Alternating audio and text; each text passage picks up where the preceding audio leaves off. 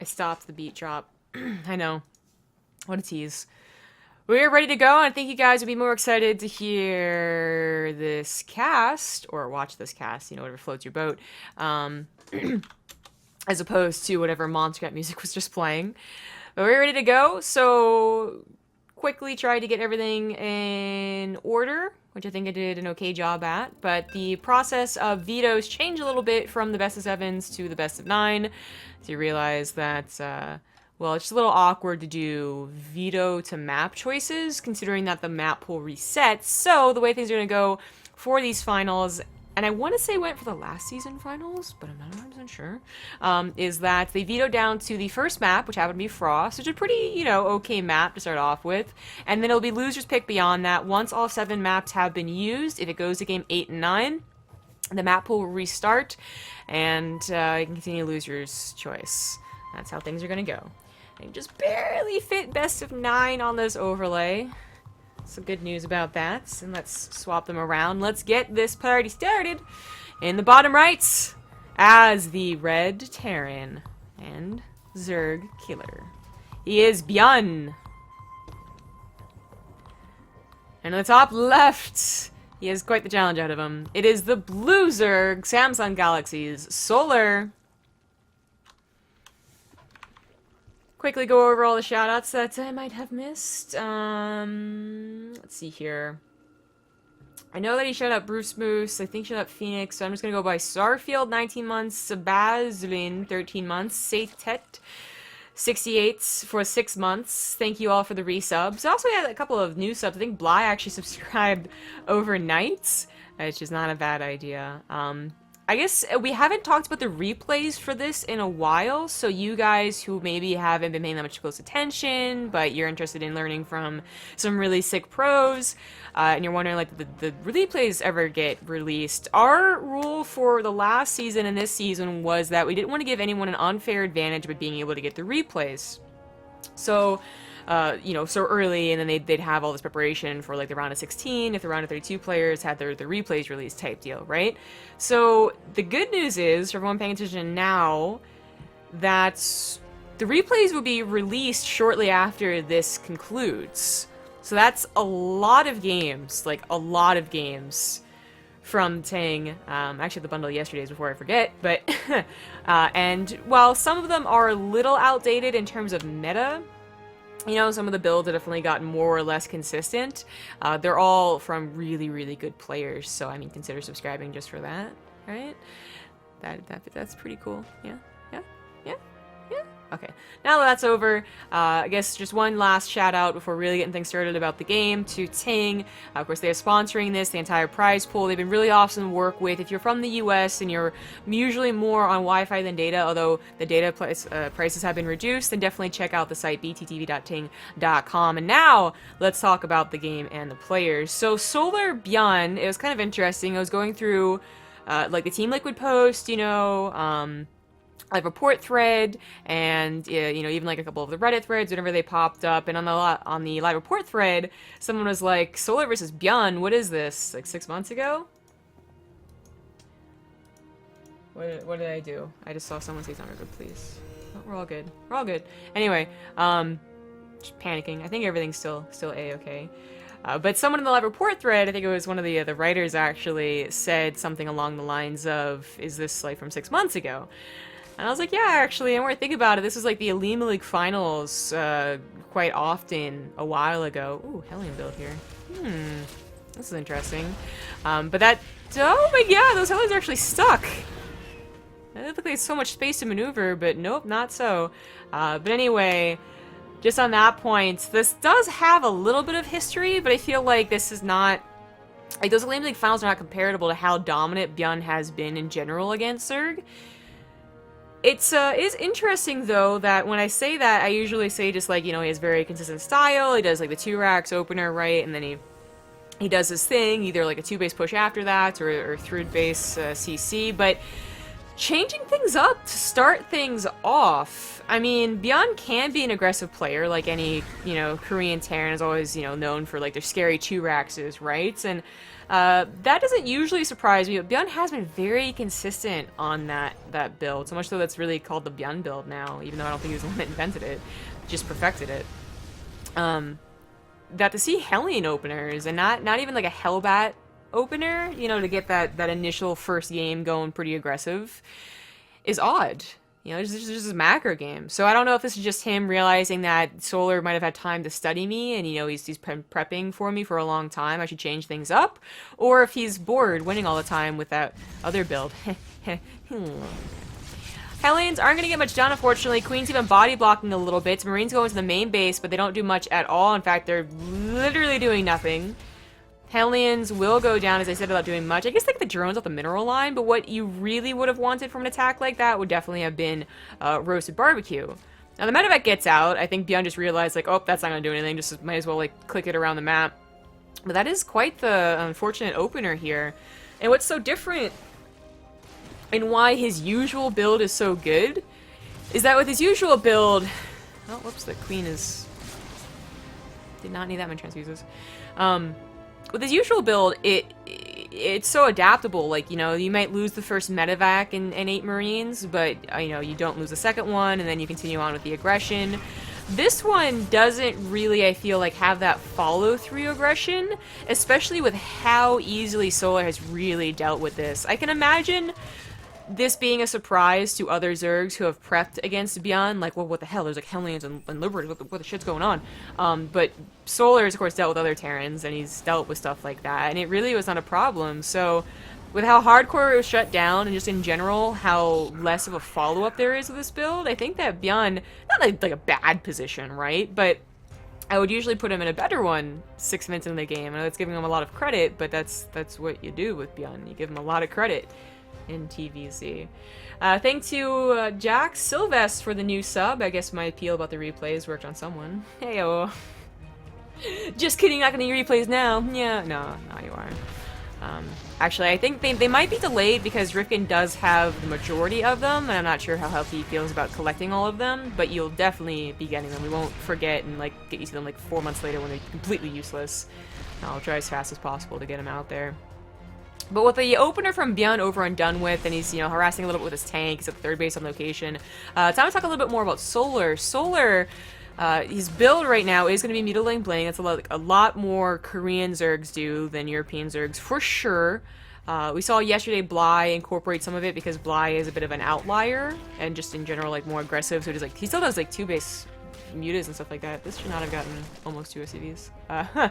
But certainly when you see Koreans, it's almost always Mutilating Bling, and the outlying composition is roaches, so not too surprising. And this is a style that ByuN has fallen to before. I actually think he's much better against roach styles, unless he's facing Snoot, and then, you know, Snoot's always a pain to deal with how good his defenses are.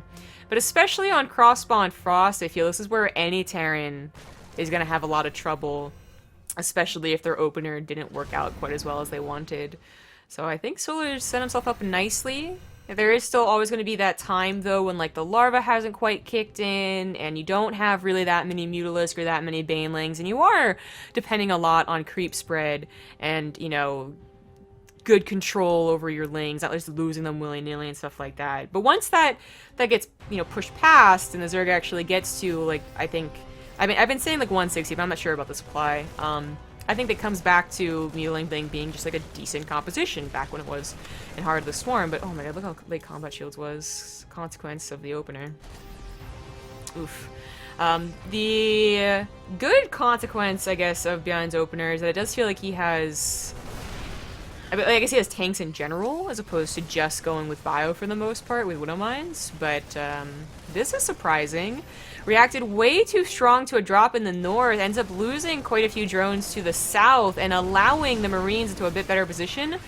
Unfortunately, not that many medevacs, and they want to both pick up the Marines and the tanks. Unfortunately, only able to pick up, I guess, a handful of Marines on the exit, and while Solar shouldn't have lost the drones that he did, he does push this back pretty well.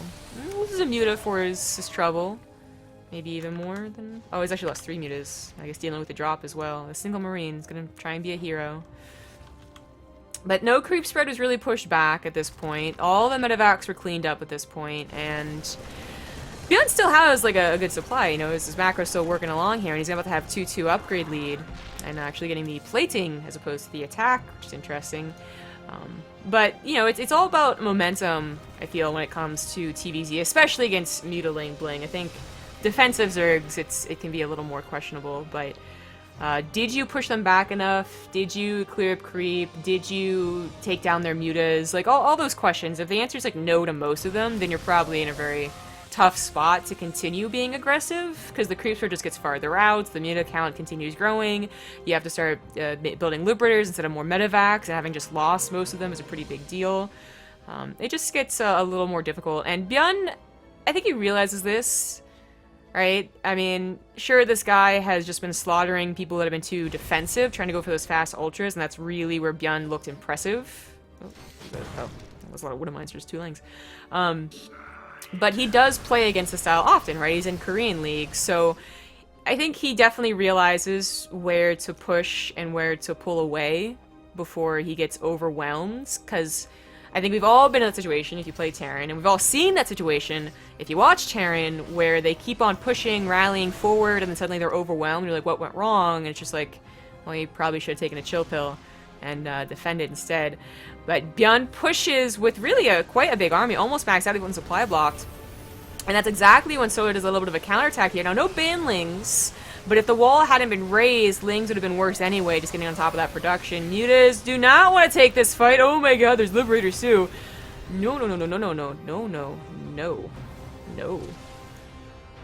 Yeah, you can see him, like, I don't know if he was planning on trying to save the Mutas he could before realizing he could save all of them, or he was thinking about taking an engagement, but don't... I think at this point, it's like, okay, maybe you can take an engagement against 4 Liberators, but why would you want to if you're escaping? Just keep them alive. I think Solar realized that. He has a Corruptors on the way, by the way. So that's pretty important, because Liberators are going to become increasingly bigger problems, especially if he does get to Hive and Ultralisk. He wants to already have that bit of a counter. And again, talking about the creep spread, the creep spread doesn't, like, extend itself that much farther along, and he did manage to get a couple of queens on the front lines, which is really nice, but it's not being pushed back either, so that's a problem. A couple free supply depots, yeah, go for it. Why not? 200 minerals, potential opening for Lings. I guess he was afraid of the Liberators. And there's 6 Liberators now. And a Viking. That Viking's been alive this entire time. That is an old school fight. No! The Widowmines are totally worth the Banelings exploding on, and that is absolutely terrible. There's barely any medevacs, too. The split does occur, though, and Solar did go off creep, so that was actually a little bit too forward of him. But when you get that many Widowmines, you better be like, oh yeah, like that was perfect. That was ideal. I feel like, you know, it's not that tanks have overtaken the matchup completely, right? Like, you still see people 50-50 on whether they go Widowmine style or tank style. And some people even try mass bio style, but sometimes you can forget that you gotta be very careful with your Widowmine count, or you will just be pushed back. So, that's already been a pretty epic TVZ on Frost, a map where a lot of time ByuN just is too good at being aggressive and following with that tank push that he usually he wins by now.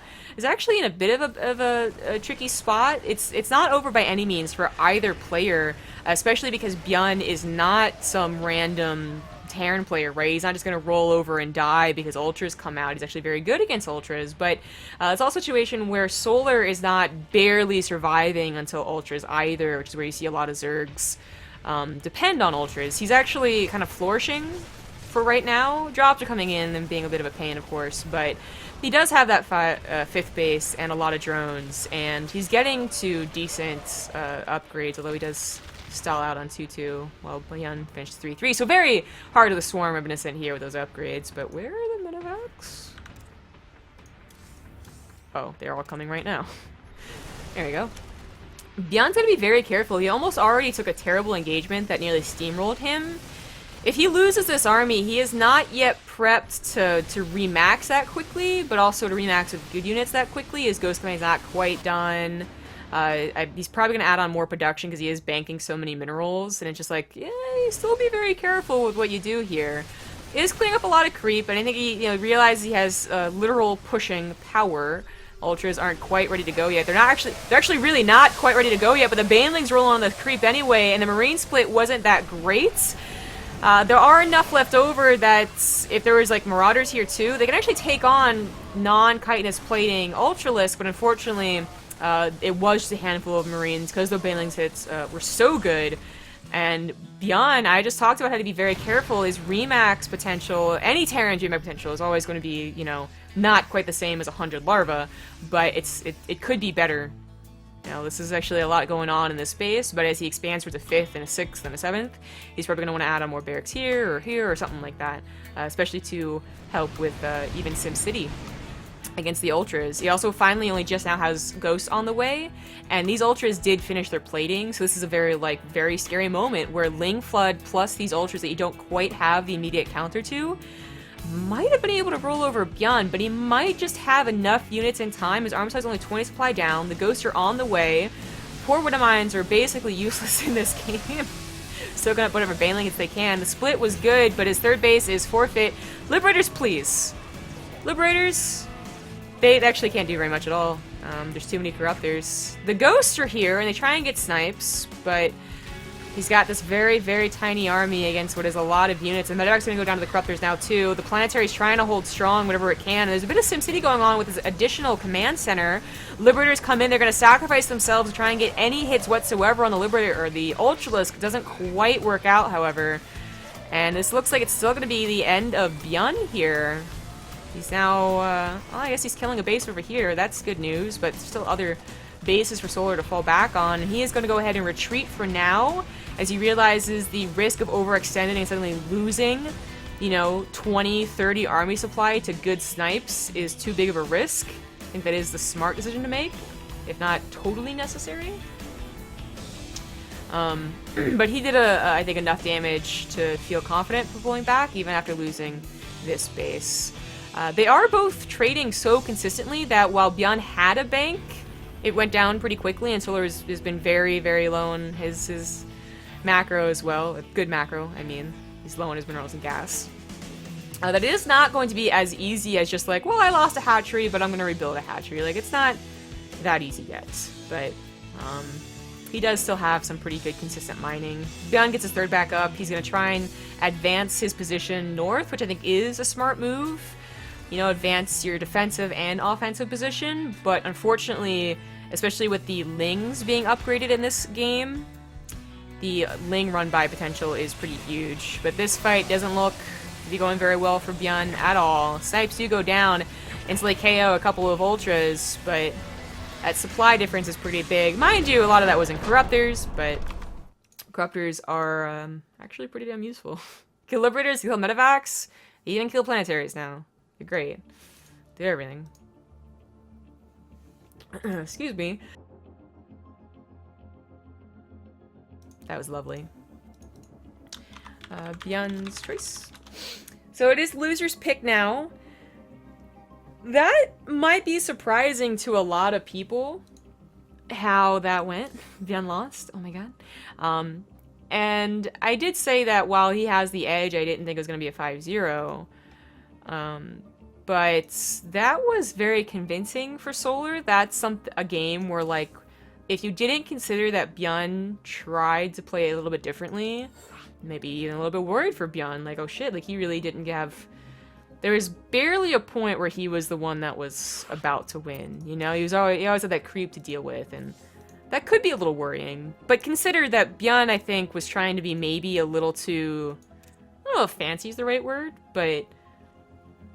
doing anything other than what we see from 99% of his games in hopes to surprise his opponent is in general a good idea. It just didn't. And it did fail. Like, I think that's a pretty strong word. I think it's appropriate for what happened in the beginning of that game. That Hellion Cross didn't do anything, and the Medevac died, and it was just, wasn't the greatest. Right. Frozen Temple is going to be the next map, ByuN's choice. We'll see if he goes with the 3-Rax Reaper. or if he'll actually just go for his regular ByuN build. I get the 9 up there. There we go. I'll give the 1-0 to Solar. In the bottom right, as the Red Terran, he is ByuN. The top left, as the Blue Zerg, he is Solar.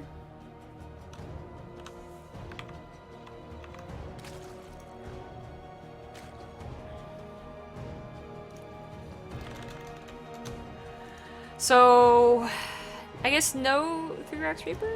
Question mark? They still go for 2-Rax. And I mentioned this, I think, what was it? It was against... It was against Bly. Yeah, it was against Bly yesterday.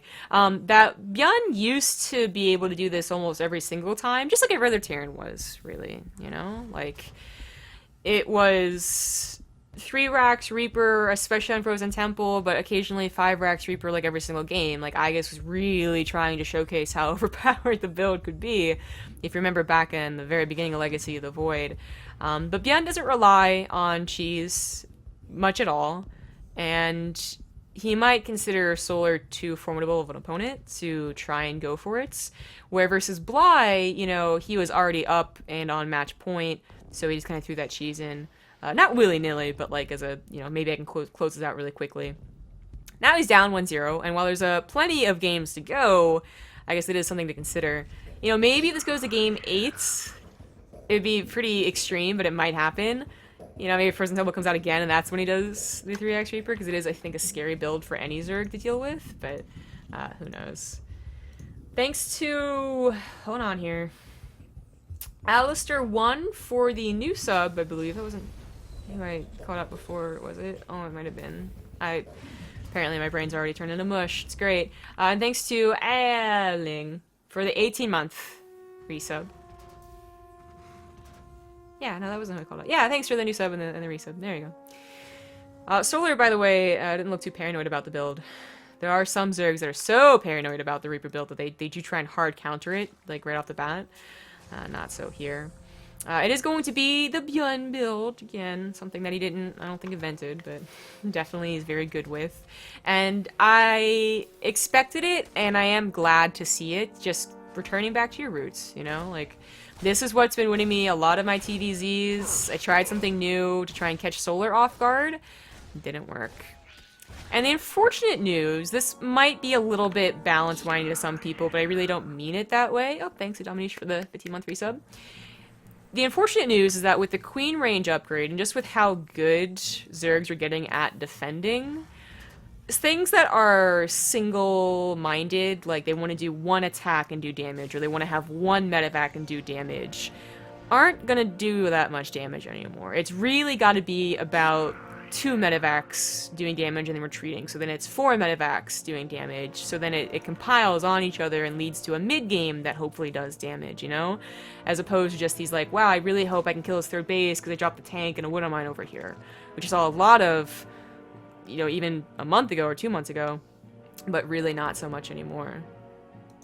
Of course, Euthermal, I think, still does it. Euthermal has a very fun, particular playstyle, and it works for him.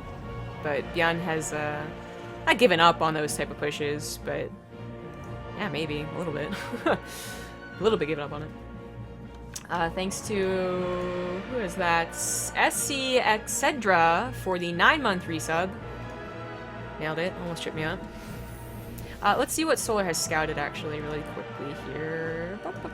He did see the build. Alright, so he knows the timing, and honestly, when things going back to normal, this is something that Solar should probably just expect. Just, you know, have the units prepared to go. But it is never about the first 2 medevacs, it's about the 4 and the 6, and whatever follows, whether it's the macro game or the tank push. Excuse me. But he's got to be prepared for it. Upgrades on the way. You don't usually see that quick of a spire unless you're watching Bly. Or unless they think they can really do something sneaky with it. It is mostly about these upgraded lings and queens as defense. I did want to note last game, kind of forgot about it, so really quickly before this drop really commences, this should just be pushed back easily anyway, but just in case. Armani, Solar's teammates on Samsung Galaxy, actually gave ByuN a run for his money in one of the recent I think it was the Alima League, I want to say. So Armani, not exactly like the forefront name for Zergs, right, at all, but apparently they're really trying a couple of new things, and they're really finding their pacing, I suppose, in this matchup that might help Solar here in this best of 9. But there's that pushback that I was expecting, and it does go well for Solar, but it also does go well for ByuN, believe it or not. Like, ideally you kill Queens, and ideally you kill Creep, but I think as long as you keep most of your Marines alive, and both medevacs alive, that's actually a win for him. Still no engineering base at all? Huh, that's interesting. Okay, so usually it is... there's a third CC. So I guess the 2 engineering bays are going to be coming a bit later. I was like, oh, is he going for the tank push? Where's the single engineering bay getting +1?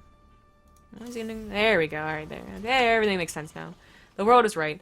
Okay, so the macro game behind this. But a bit of a tank push to begin with. I guess it is Frozen Temple, and you do have this bit of a nook to abuse. Go away, printer. And so I think, you know, maybe you wait on any other... Like Frost, right? Like, maybe you wait cross position for more tanks and more Marines, but here, ideally, you just abuse a position and leave when things get a little bit scary. But Queens are left kind of on their own. A couple transfuses go down to let them live a little bit longer, and they're now targeting the medevacs. There we go. But Lings roll in without the Banelings, and that was a hell of a lot of Marines. Actually, Lings coming from the back was a clever maneuver. Oh, the medevac. Oh, the medevac looks so juicy. There it goes. And the Banelings are here. They could be focus fired, but the medevacs are not helping the Marines anymore, so that's really all they can do is focus fire, and they're doing a damn decent job of it. Now the Queens are going down as they run out of transfuses, and Solar might have just, you know, I think he has right now, if he hadn't lost in waves, Lings and Queens, I think he does push this back. But it came in waves. First it was only Lings, then it was mostly Banelings and Queens, and then it was back to only Lings, and that did get a bit awkward for Solar. So I would call that a pretty good push. Both tanks still live, but it's going to be very awkward bringing them back home. One at a time, very slowly. Kind of like this abusive position, though. But does the game go on in an okay manner, I guess is the question right now. Of course, ByuN has his third TC finished up, and I think he liked the damage that he did. But Solar was not crippled entirely, right? Although I do think he was a little bit. Yeah, actually, looking at the army supply, he needs to get on rebuilding that before ByuN does a second push. Or third push, whatever you want to call it. Fourth base is on the way, though, so he is still trying to get to, I think, ideally, like 70 drones, but I'm not sure if he's going to be allowed to get there easily. He doesn't have a Spire, but we have seen a couple of Zergs go Baneling Infestation Pits, which is interesting and can sometimes work, but we'll wait and see what his lair tech choice basically is. A little bit more on the whole Armani, Samsung Galaxy, Korean Zerg, etc. Note is that it seems like what they're doing is basically adapting like what Snoot does, right? Like a ton of queens, like almost a laughable amount of queens with Roach Ravager, and just using it with Ling Baneling, and really just adapting it to that type of play style. Not an expert at all on these things, I suppose. Just idle wonderings, but it does seem to be working out better than whatever the Koreans are doing, you know, a couple months ago. So when you do lose the Queens, like Solar does, it actually is very, very important, as they are his only anti-air right now, you know, first and foremost, but also a strong line of defense. A lot of tanks in that nook that I was talking about, so while the Marines go down, the Banelings go down shortly after, and the Queens have to run away, but a Ling counterattack occurred at the same time, and that might have just saved Solar a lot of headache on the other side of the map. Kills 13 SCVs, gets the mining off that third base. Maybe could have gone for the supply depots instead of getting overzealous for that natural, and might lose a few too many Lings too here. No, okay, he's paying attention. But this attack still isn't stopped. The Queens are still alive. Oh, I don't think the most transfuse went down. But there come more Banelings. The focus fire on the tank could be so good. Yeah, he tries. So as you can see, they start to focus the Banelings there for a second, but oh my god, these tanks are still alive. And they're gonna start chewing away at these Queens. They went off creep. They're gonna die. They're gonna die. Ah, that was close. That was very close. But another Ling attack. Now, luckily, ByuN had not put his SCVs on the third, so that was like kind of a good thing. And his reinforcements are there anyway, so that doesn't get what it wanted, but Baneling's now morphing in. I have to pay attention to that while the aggression still continues. I mean, this is really not a lot of protection for these tanks, but because they can use this nook, and because reinforcements are not that far away whenever they can move out, It is certainly an abusive position, and Solar is having a lot of trouble. This is where mutas, you know, consider they come from behind, they snipe these tanks, they do good work, but without them, Solar is just getting pressured too much. He really can't get to that certain amount of units. He can't get the run-bys, which I didn't pay attention to, but killed 13 SCVs, that are pulling this army back, and if he can't push it back, then he can't win. GG. ByuN brings it back, 1-1. And that will take us to our first break of the best of 9. So again, thanks to TING for sponsoring the tournament, btv.ting.com if you're all interested. And we'll see you guys in 2 minutes for game number 3.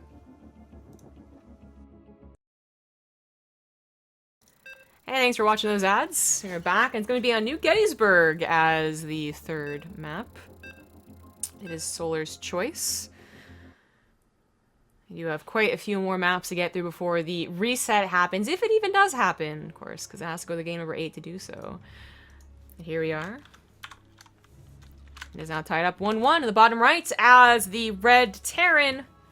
He is ByuN. In the bottom left as the blue Zerg, he's Samsung Galaxy's Solar. Thanks to TING for sponsoring the tournament. Go to bttv.ting.com to receive credits on anything in their store, as well as just check out more about what they are. If you're in the US and you've been looking for a new phone company, then phone service company, then that's might be of interest to you. But this series has been so far not disappointing. Which is always, you know, a little bit of a fear, I think, of any organizer or just anyone who's cheering for whatever player, right? That it might be a bad day for them, or it might just be a bad matchup for them. And in some cases, a lot of Zergs consider this a bad matchup just because they're facing ByuN. But while Solar is not exactly like, you know, stone cold, I'll do whatever I want or whatever I need to win the game, he certainly has his moments of like, oh, you know, Protoss is hard, or like, oh, Terran is hard. He is, I think, better suited than a lot of other people to face ByuN. I know, like, recently ByuN hasn't exactly been, like, totally unstoppable, and there's definitely been holes that people are trying to find in his play, but in his case, that Solar, I think, has been prepping for a long time for a good tournament win, first of all. He's kind of been on the up and up, right? Because Solar's had, like, up and downs, I guess, in general, going from winning, you know, a big tournament to not really doing much after that, to being the consistent face of Samsung Galaxy, to kind of dying down again, to being at the same mercy to Korean TVZ as any other Korean, to actually, you know, figuring a couple of stuff out and adapting his playstyle and even commenting on TVZ recently in an interview. And I think, especially if he did his homework and practiced and had his teammates help him out, that ByuN's actually going to be in for quite a challenge. But as ByuN showcased in the last game, sometimes he can just do whatever he wants, and whatever he wants means, you know, 2 quick racks and into those faster drops, and be very confident in his play.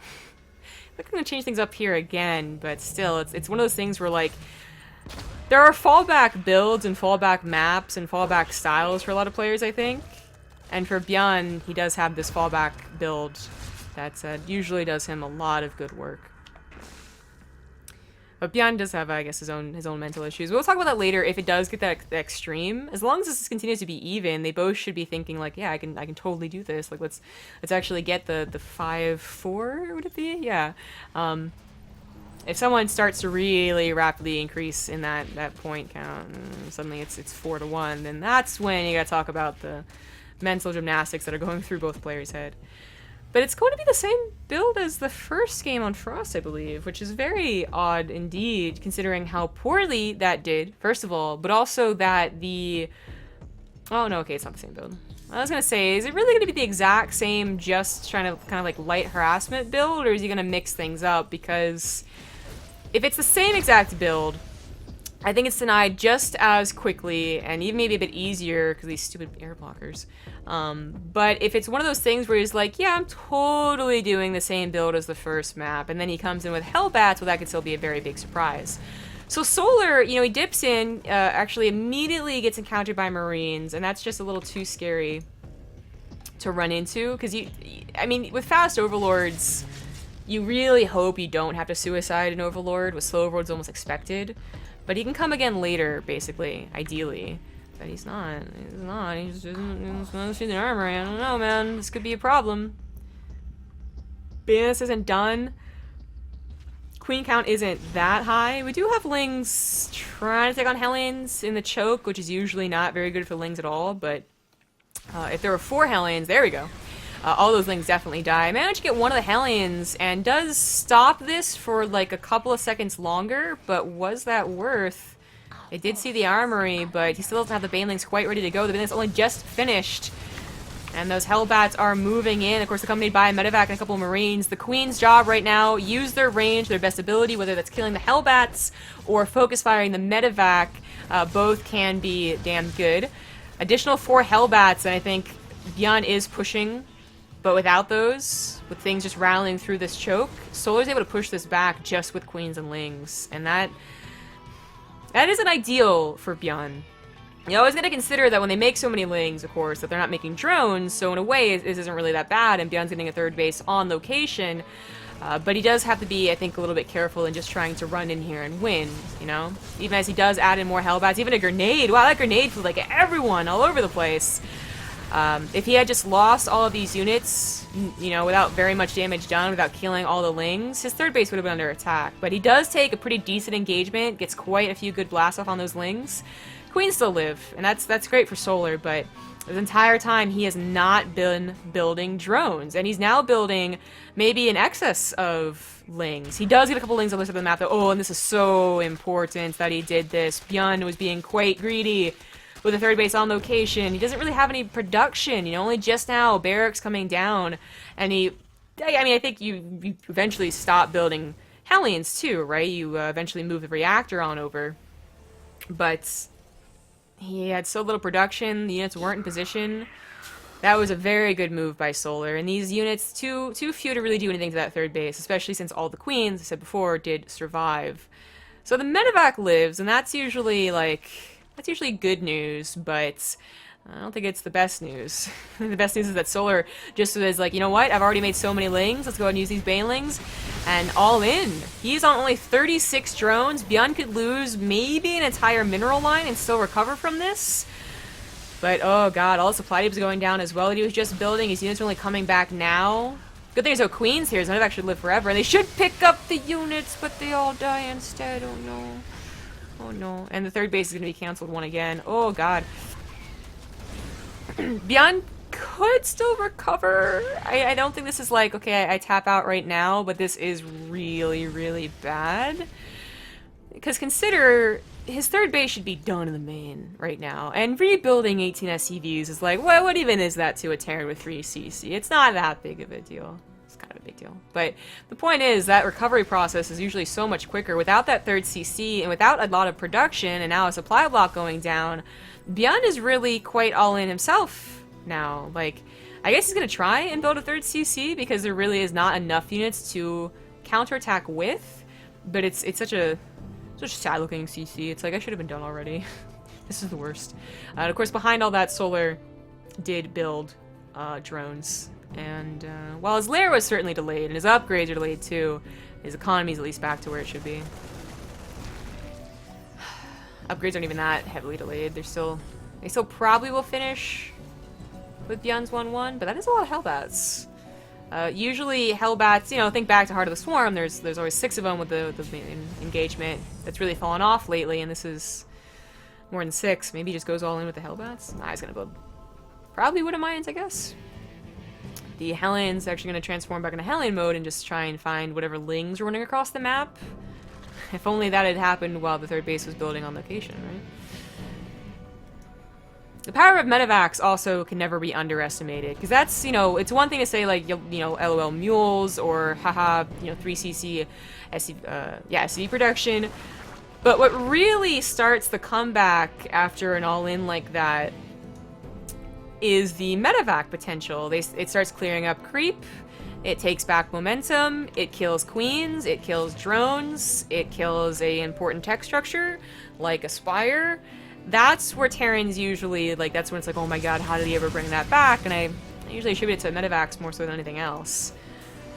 But if ByuN just does a main push, I think that's where Solar's going to be like, oh, this isn't a problem for me. He's got the creep, he's got queens with transfuse to focus fire the Medivacs, and he has, I think, enough banelings. He does have to make probably more than you would like because there are so many Hellbats to bust through.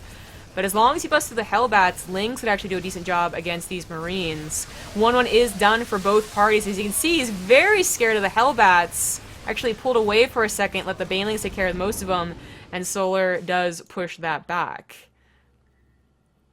And ByuN, well, I think was hoping for a lot more. He didn't even really clear up creep. There's no second attack going to the main base, and I think Solar is going to run away with this game. But it's still going. Third CC is trying to be put down. ByuN's back up to an okay-ish amount of SCVs, I suppose, especially since he's probably going to start transferring some of them. But not great. And he is continuing on with what looks like a okay macro game, just a bit of a disadvantage. Solar, 4th base, up and ready to go. He's been banking a little bit to get to those Mutalisks. Now they're going to be here. Those Medivacs are, of course, more likely to be sniped. And the creep spread is still a problem. So now changing directions. This seems to be... I feel eventually Zergs are going to more prioritize the northern side a little bit quicker, but it does seem to be that once the creep spread gets to this point over here, that's only when the Zerg starts focusing on the north. But creep spread or not, there's just too many units. And luckily for ByuN, he does get away for now with the Medivacs. The Mutas are out, and they are trying to chase.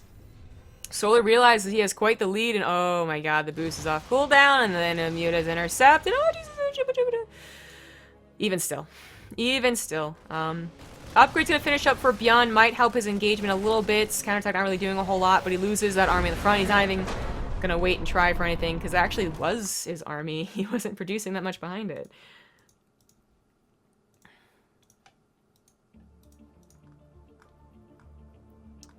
GG. Solar really kicking ass against ByuN here.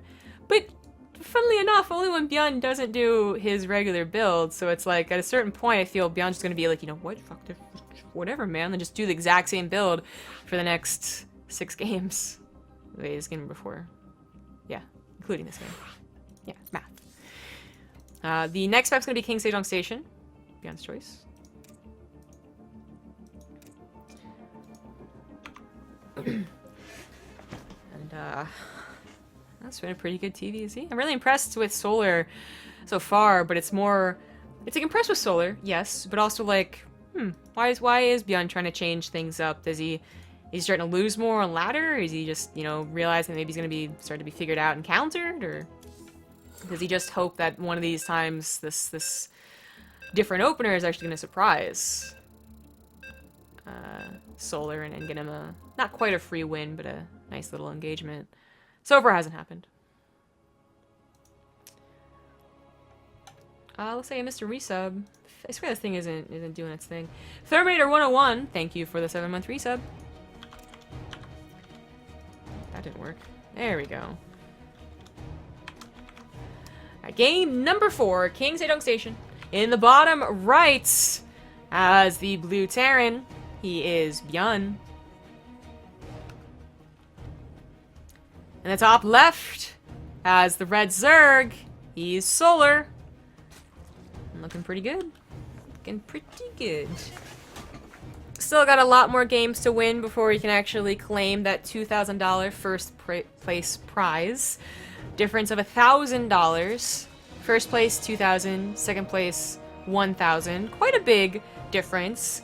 And one that yesterday many people were probably saying, yeah, ByuN is going to be like a little bit richer. And anyway, still is, no matter what. But I think a lot of people would have bet on the first place here. I actually didn't get to see what you people actually bet on. But, if I were to bet, I would have bet as many parties as possible on ByuN winning. And it might still happen, of course. Again, it seems to be that ByuN's just not doing so hot with the factory openers, basically, right? Like, both games that he went for Hellions have been not so good, and the one game that he went for what we are more used to, that second barracks, which you might go for here, he won.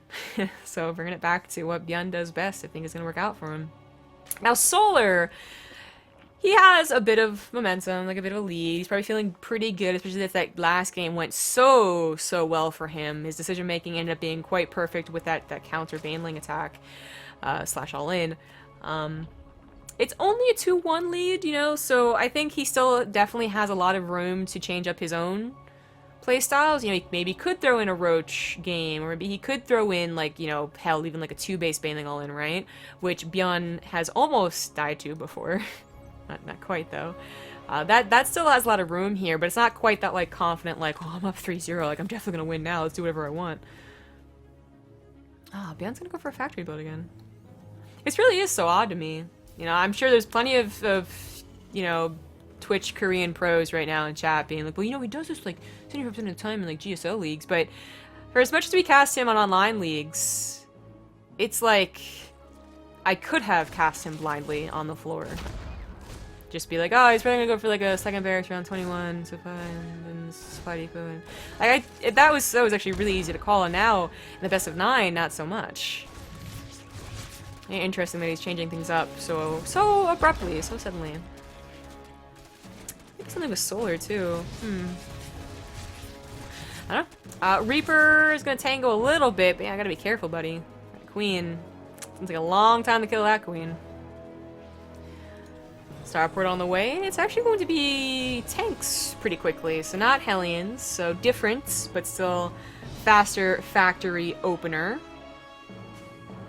And maybe he's gonna try and do this tank push. It's so funny that he would do that after for so long not doing it, really looking like he gave up on tank pushes and kind of those shenanigan, shall we call them, builds. The Wintermine drop into the tank push, or the tank push with bunkers over here, like those kind of abusive, almost cheesy strats. I feel like he's really given up on lately, but maybe bringing him back here. Just a Wintermine drop to start things off, but the Tech Lab's there for a reason. And it also might just be what we see more commonly on Frozen Temple, but same idea. Wintermine drop, tank push over here. We'll wait and see. Solar is already, you know, breaking down these rocks, which in some scenarios cannot be a good thing, but if you are dealing with someone who's trying to use that, then you actually do definitely want to break down these rocks. Medevac's gonna try and go into the natural, and that's just not, that's usually no good, and it's not gonna be any good here. Interestingly enough, Solar... Okay, one lane goes down. Not a problem. But usually, Zergs are pretty okay with just automatically letting a Spore Crawler here. Even if they scout something that has no air whatsoever, like a fast 3cc pill or something like that, it's still usually worth, because eventually drops will be coming into the natural. So it's always amusing to me to see Terrans or Protoss trying to get to that natural, when it seems like so often there's a Spore Crawler. But he doesn't lose the Medevac, he doesn't even lose the Widowmine. Didn't do very much. We didn't lose it. And the game continues, and actually that tank was not used offensively, I guess, as he realizes nothing's going to be really done with it, but rather just built in the more defensive manner while he gets his 3rd CC and his barracks on the way.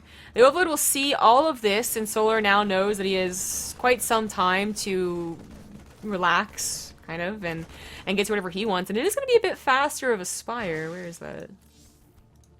Why? Oh, there you go. I hate that does that.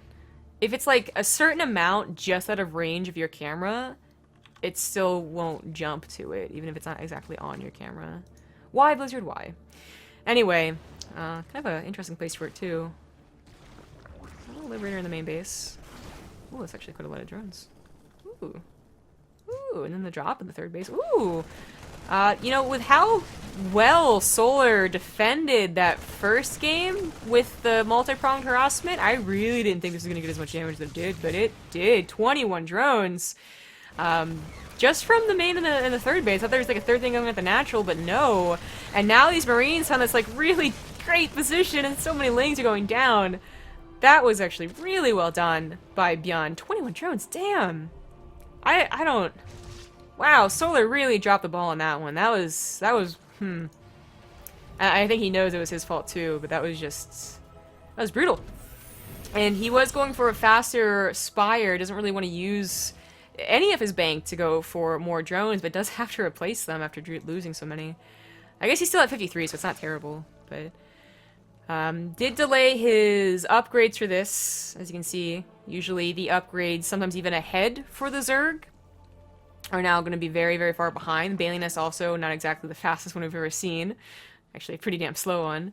And while the Mutalisk can gain back a lot of control, and you think back to Heart of the Swarm games, on this map, coincidentally, it's an old map, there's plenty of games where the Mutas bring back a game after even like a 30 drone loss, you know? Like, they really have a lot of potential, but when it comes to Legacy of the Void, usually Liberators have really cut that potential quite down to size.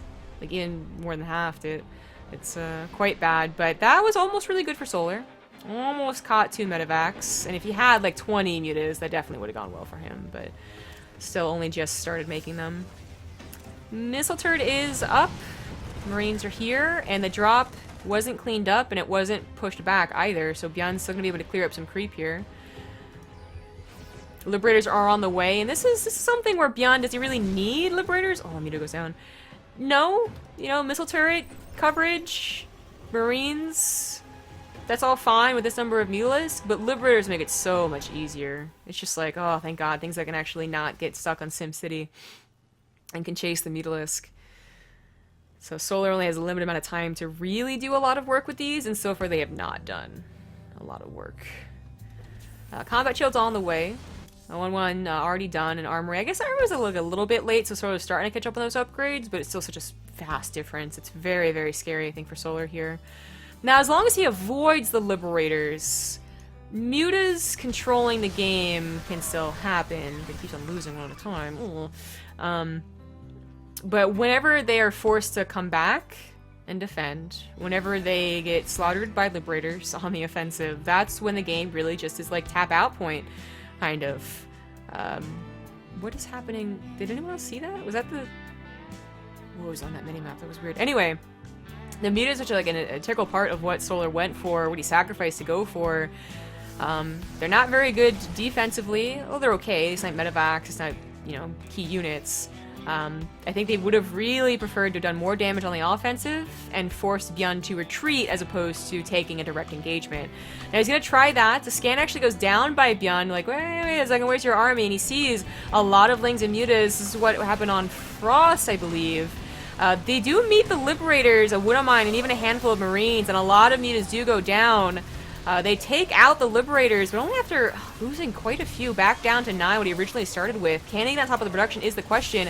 This push, it was very awkward. I saw half of the army go back, and then the rest still stuck over here, and it's only now stimming back, and things certainly got awkward. It's exactly what Solar wanted with this counterattack. More Liberators, I guess they were off to the side, prepping for a Muta's attack off to the right.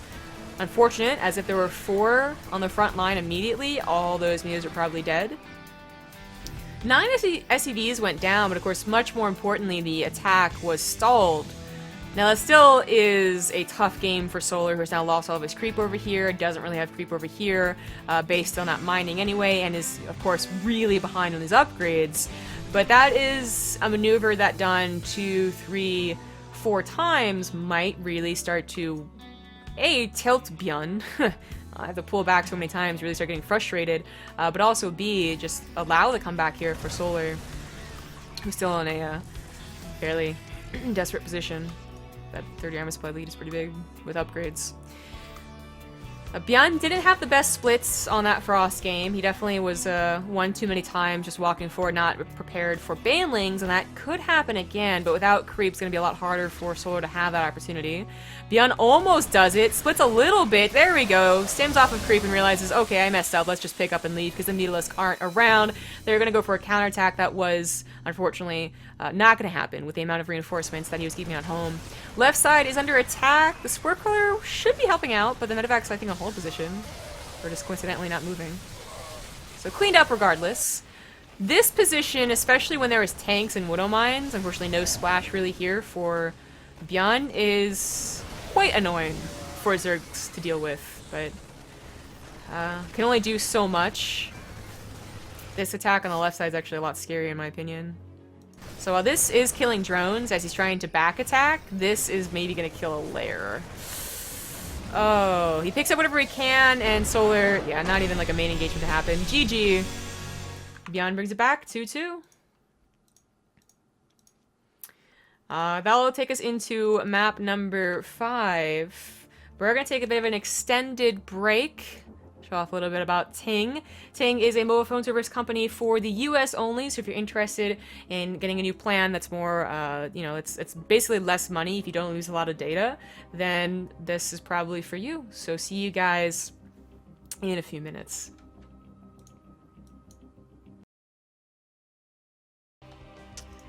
Alright. Just making sure ByuN is in fact ready, but Solar is back. And we're gonna do it. Okay, Apotheosis is the map choice of Solar after getting the series tied up 2-2. So quite a good series on our hands, as it is a best of 9, and that's still quite a lot of games to go. At least 3 more victories for one of these guys.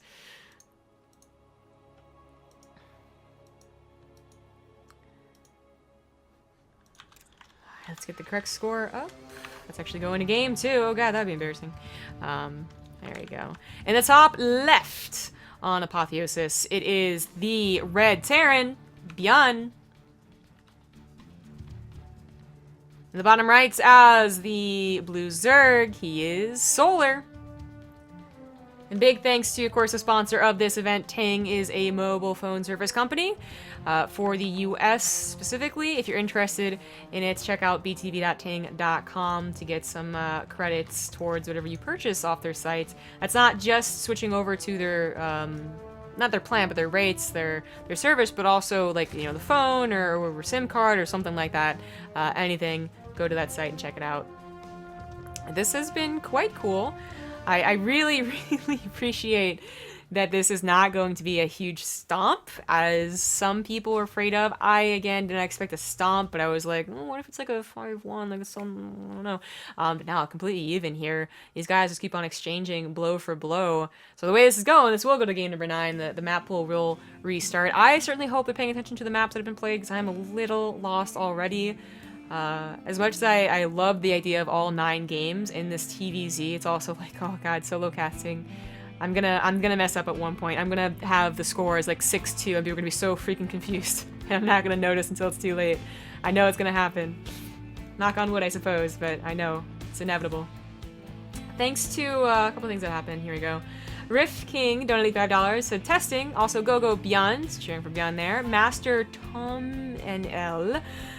Resub for 6 months. Thank you for that resub.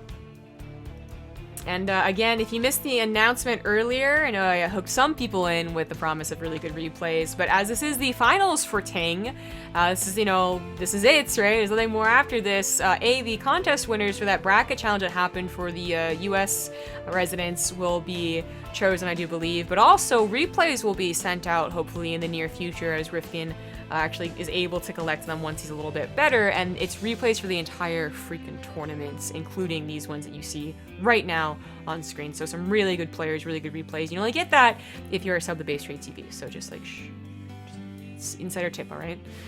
But these lings, as we focus here, are going to try and I mean successfully, not even going to try, they successfully circumvented the Reaper, and while it's a very long map, it's also one that has a lot of pathways. So it is easy to go around that Reaper, and it does cause quite a lot of problems because, well, this isn't just the lings, this is speed as well. So the Reaper's like, oh shit, what if it's speed behind this? I gotta come back. The SCVs were pulled as well because he realizes that this could be more than just these 6 lings. If it's just 6 lings, SCV dies, CC takes a little bit of damage, but you know, you push this back. But if it's 6 lings plus the speed plus 8 more lings, then you need to take this really seriously. If you're forced to cancel your command center, it is a huge deal. The lings come in here, but as I said, the SCVs are already down on the low ground. They're helping out a little bit. So while 6 SCVs went down to hold on to the command center, I would say that's worthwhile. Like, canceling the command center when it was like, I think he had to do it when it was about 75% done, that is huge. Alright, I think just having the SCVs die is preferable, but obviously not ideal. Ideal would be losing 2 SCVs and still finishing the command center. So, was Solar's build a success? I think so. It's actually really hard to call. We do have ByuN, by the way, doing his old standard on this map. Apotheosis can be tricky. On one hand, it's a very long map, as we saw with the lings, how long it took lings to get over here. On the other, it has these ledges. Oh, you better be careful. It has this ledge, you know, very abusive. It has even this one down here, and eventually, as a 4th base gets taken, you know, one up here. And it has chokes and bridges, you know. So that is something that tanks, for instance, or just well-placed marauders on a choke can do well against mutas and, or not mutas, lings and banelings. But the amount of time that Solar has to recover from a failed push off of creep or recover from being pushed on creep, basically, is a bit better on this map. And it is going to be banelings. Someone donated named CG Solocast is great. Donate $10. Thank you very much for the nice words and the money. And also said flying grubs, which I'm not... That actually sounds terrifying. I mean, flying food is okay, if that's what you mean, but like flying little, like, grub insects, that's a bit gross. Yeah, don't want. But, you know, I said it was... I mean, it is still the build. But he is incorporating, I guess, a Widowmine in here, which is a little funny, instead of going immediately for the tech lab after. So it shouldn't add that much to it, but the potential for the Widowmine to get 7 drones, as this Reaper tries to be a hero, or to get 12 lings, because he's like, oh shit, there's a Widowmine in here. Why not, I suppose? The necessity for tanks super early, I guess, is not... It's not actually a necessity. You do have some room here to add on that tech lab. If that's what he does, maybe he adds on a reactor, I don't know. He does play both styles. Different times, different styles, different builds. He can do it all. He's wonderful ByuN. Double Engineering Bay, hacker game behind this. 3TC should be coming down after this too, unless this is kind of... I've been waiting for like a fake build from ByuN actually, where he goes for Double Engineering Bay on the wall, and the Zerg's like, oh, we must have a 3TC somewhere, and he actually goes for like 3 more barracks immediately. Haven't seen it yet though, I don't think. But these Marines unloaded completely without the knowledge of ByuN or Solar, but Solar also made a bunch of banelings unbeknownst to ByuN, so it's a bit awkward all over the place. This is where that Widowmine really could have been useful. Jesus!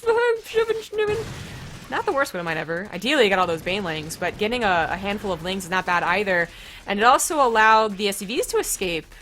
That's actually a bit on Solar, to be honest, because he didn't immediately chase the SCVs. Oh, that Widowmine that was there! Oh my god. I didn't realize it was going off of cooldown. That was so good for ByuN. That was so good. I mean, Solar only had a limited amount of time left over anyway, because it really wasn't that much of an all-in here. He had to have so much back at home defending against the drop that he really couldn't have committed much more, but that really helped. That was quite good.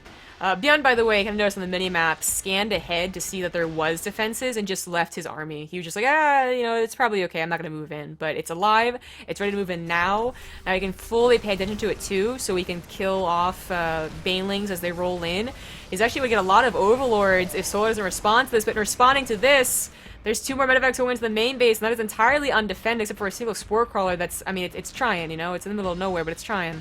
He does realize, like, oh shit, maybe that's happening. Sends a couple more lings over here and banelings, and should be good on both fronts. Yeah, ByuN even notices, like, no thank you. But only 3 banelings over here. Those could be focus fired. He wants to go for it, and Solar knows he wants to go for it, so he's being very careful with the control on those banelings. Very nicely done right there. Had he let that go just willy-nilly and focus on taking this out, he probably would have lost all of his queens. That would have been quite bad. Pretty good Widowmine hit. Like, these Widowmines have been worth one at a time. They seem a little silly coming out from a non-reactored factory. Now it has a reactor, but they've been worth. Didn't really highlight this. The engineer base did start both upgrades, and unfortunately were cancelled, of course, but he restarts them in well enough time to be paired up with Solar, so I think that's still pretty good. Mutas are on the way. Sire's still a long way from finishing, however. Third base only just now being put down from ByuN is unideal. A lot of things have happened in the last 2 minutes that make it a very chaotic game, but they're both recovering as well as they can. And things do look, okay, even, really. Solar, I think what Solar is really missing, besides, you know, maybe he would have liked to gotten up to a bigger drone count even faster, I'm gonna say is creep.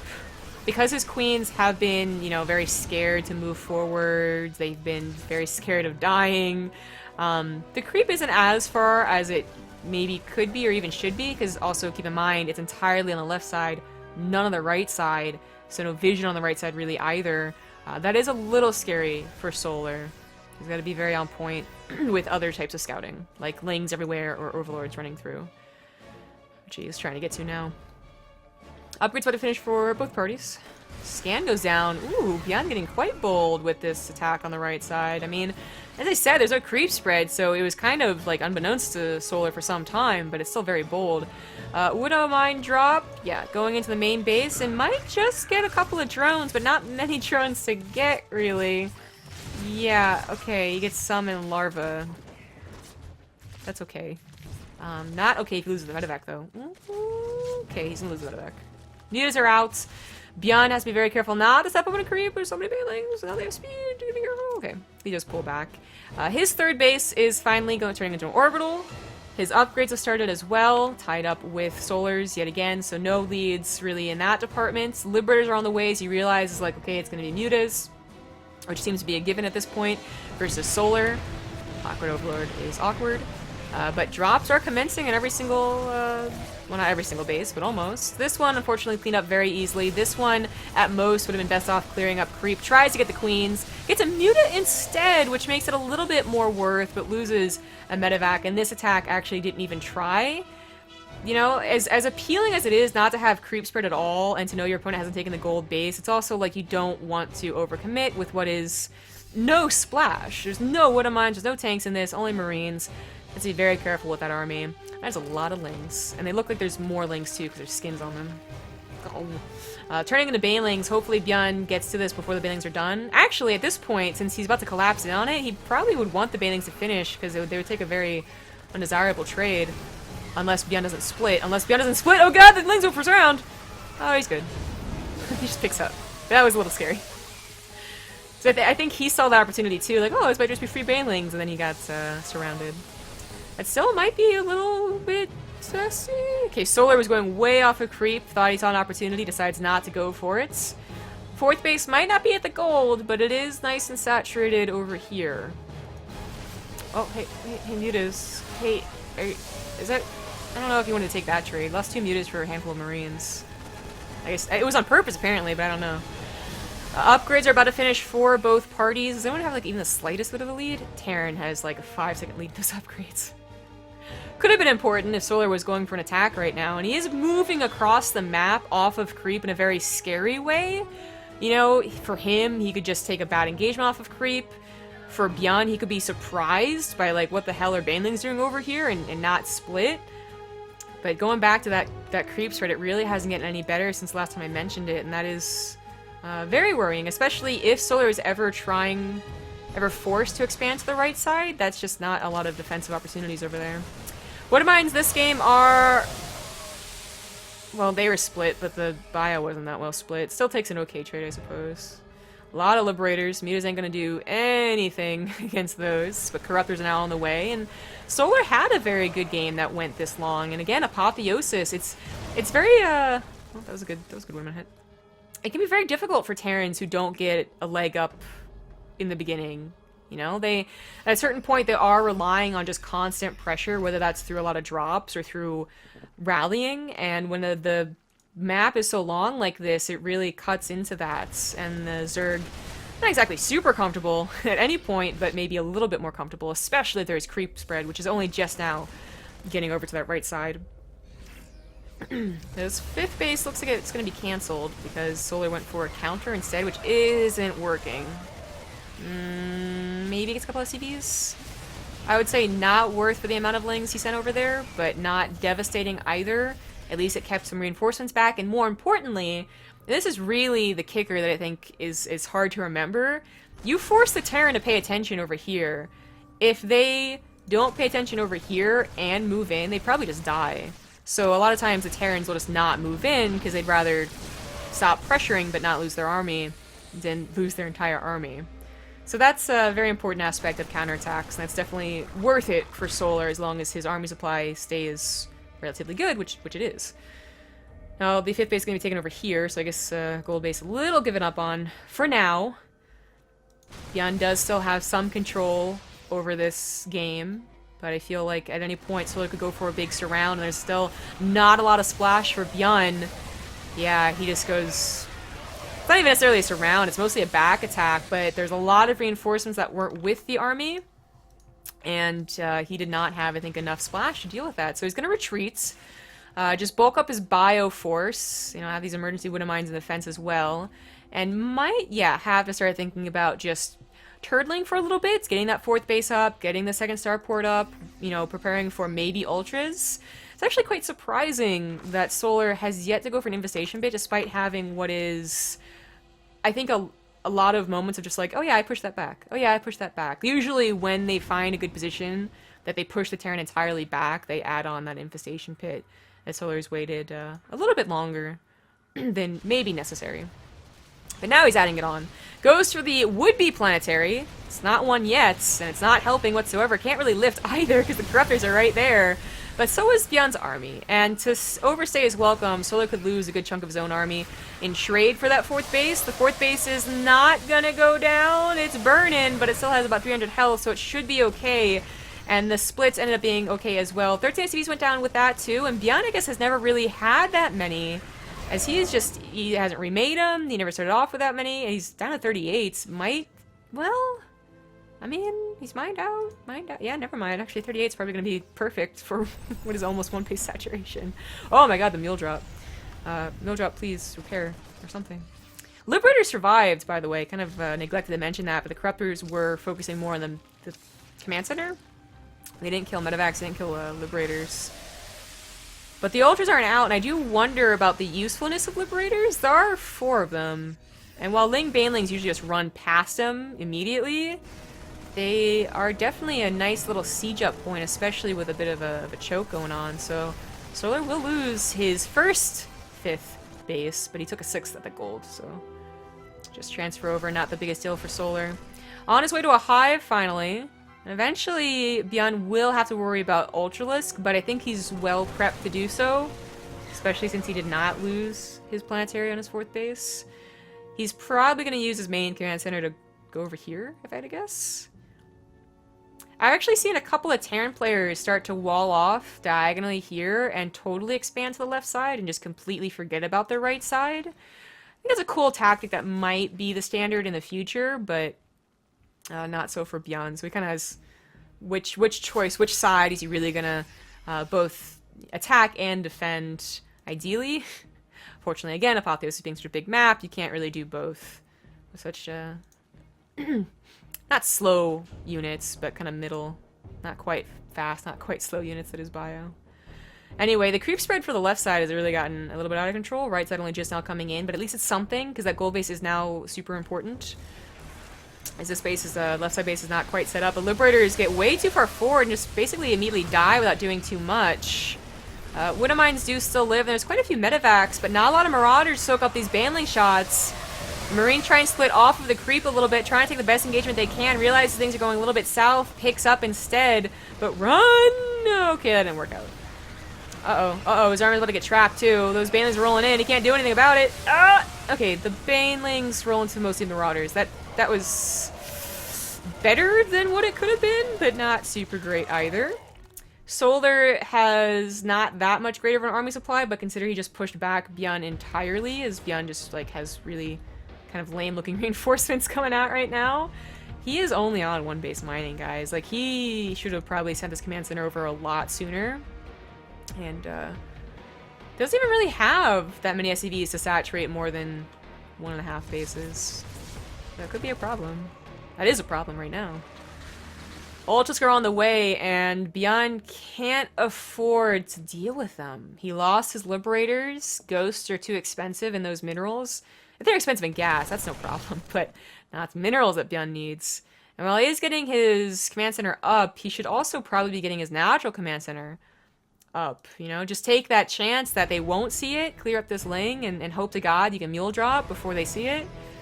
But he needs cash. Solar's about to win this game by going for Ultralisk, because ByuN can't respond to him.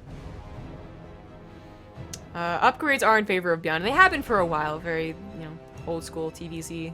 Bio has the better upgrades, but they just haven't been helping enough yet. And there's not that many Marauders either. So focus firing on Ultras sometimes can look great, but not with Marines. And what is a lot of Banelings. Medevacs are also going to go down. to those corruptors that don't really have that much of an answer. And he scans, he sees the ultras, and he knows he's in trouble because he also sees a fully saturated gold base. Doesn't quite see this base is up and running, but this base is also trying to get up and running again. Another drop goes off to that left side. I think it canceled at once, but that wasn't that much of a consequence. Oh no, ByuN needed those SCVs. That was rude. ByuN has a decent army supply, but I really don't think those numbers reflect the power of Ultralisk with plating, which isn't quite done, but so many Banelings roll in on creep, and the bio of ByuN just doesn't look like 78 army supply, I tell you what. They're gonna be chased down, they're gonna die. This base is gonna be cancelled again, I suppose, but ByuN's gonna chase back all the way to his orbital? The Ultras probably could have chased. Their upgrades would have finished during that chase too, but decides to pull them back. I think Solar's got this. Unless ByuN goes Super Saiyan with a bunch of different drops, and he doesn't even have that many medevacs to drop with, I don't know how ByuN brings it back. No ghosts to, you know, try and catch someone overzealous about using Ultralisk, which can happen. No Liberators to hope for, like, godlike splash. Oh, and a medevac goes down. Last engagement going down here. Nothing to really heal up this bio. Good focus fire on the Ultras. Where are those Lings and Banelings? Queen's actually coming forward. There's a couple of Banelings too now, but Transfuses were missing. Lings were missing. Kiting looks as good as ByuN can, but still not good enough. I do feel like this is a very good map, though. One that ByuN can look at this situation and go, you know what, if it's a different map, I think I do better. GG! Solar takes game number 5. Forgot to reset that. So that puts him up to a 3-2 lead. Now it is ByuN's choice for the maps. What maps are even left? Dasan Station. Galactic Process? Those are the two that are left over, I'm pretty sure. Yeah, and ByuN chooses Dasan Station. That's interesting.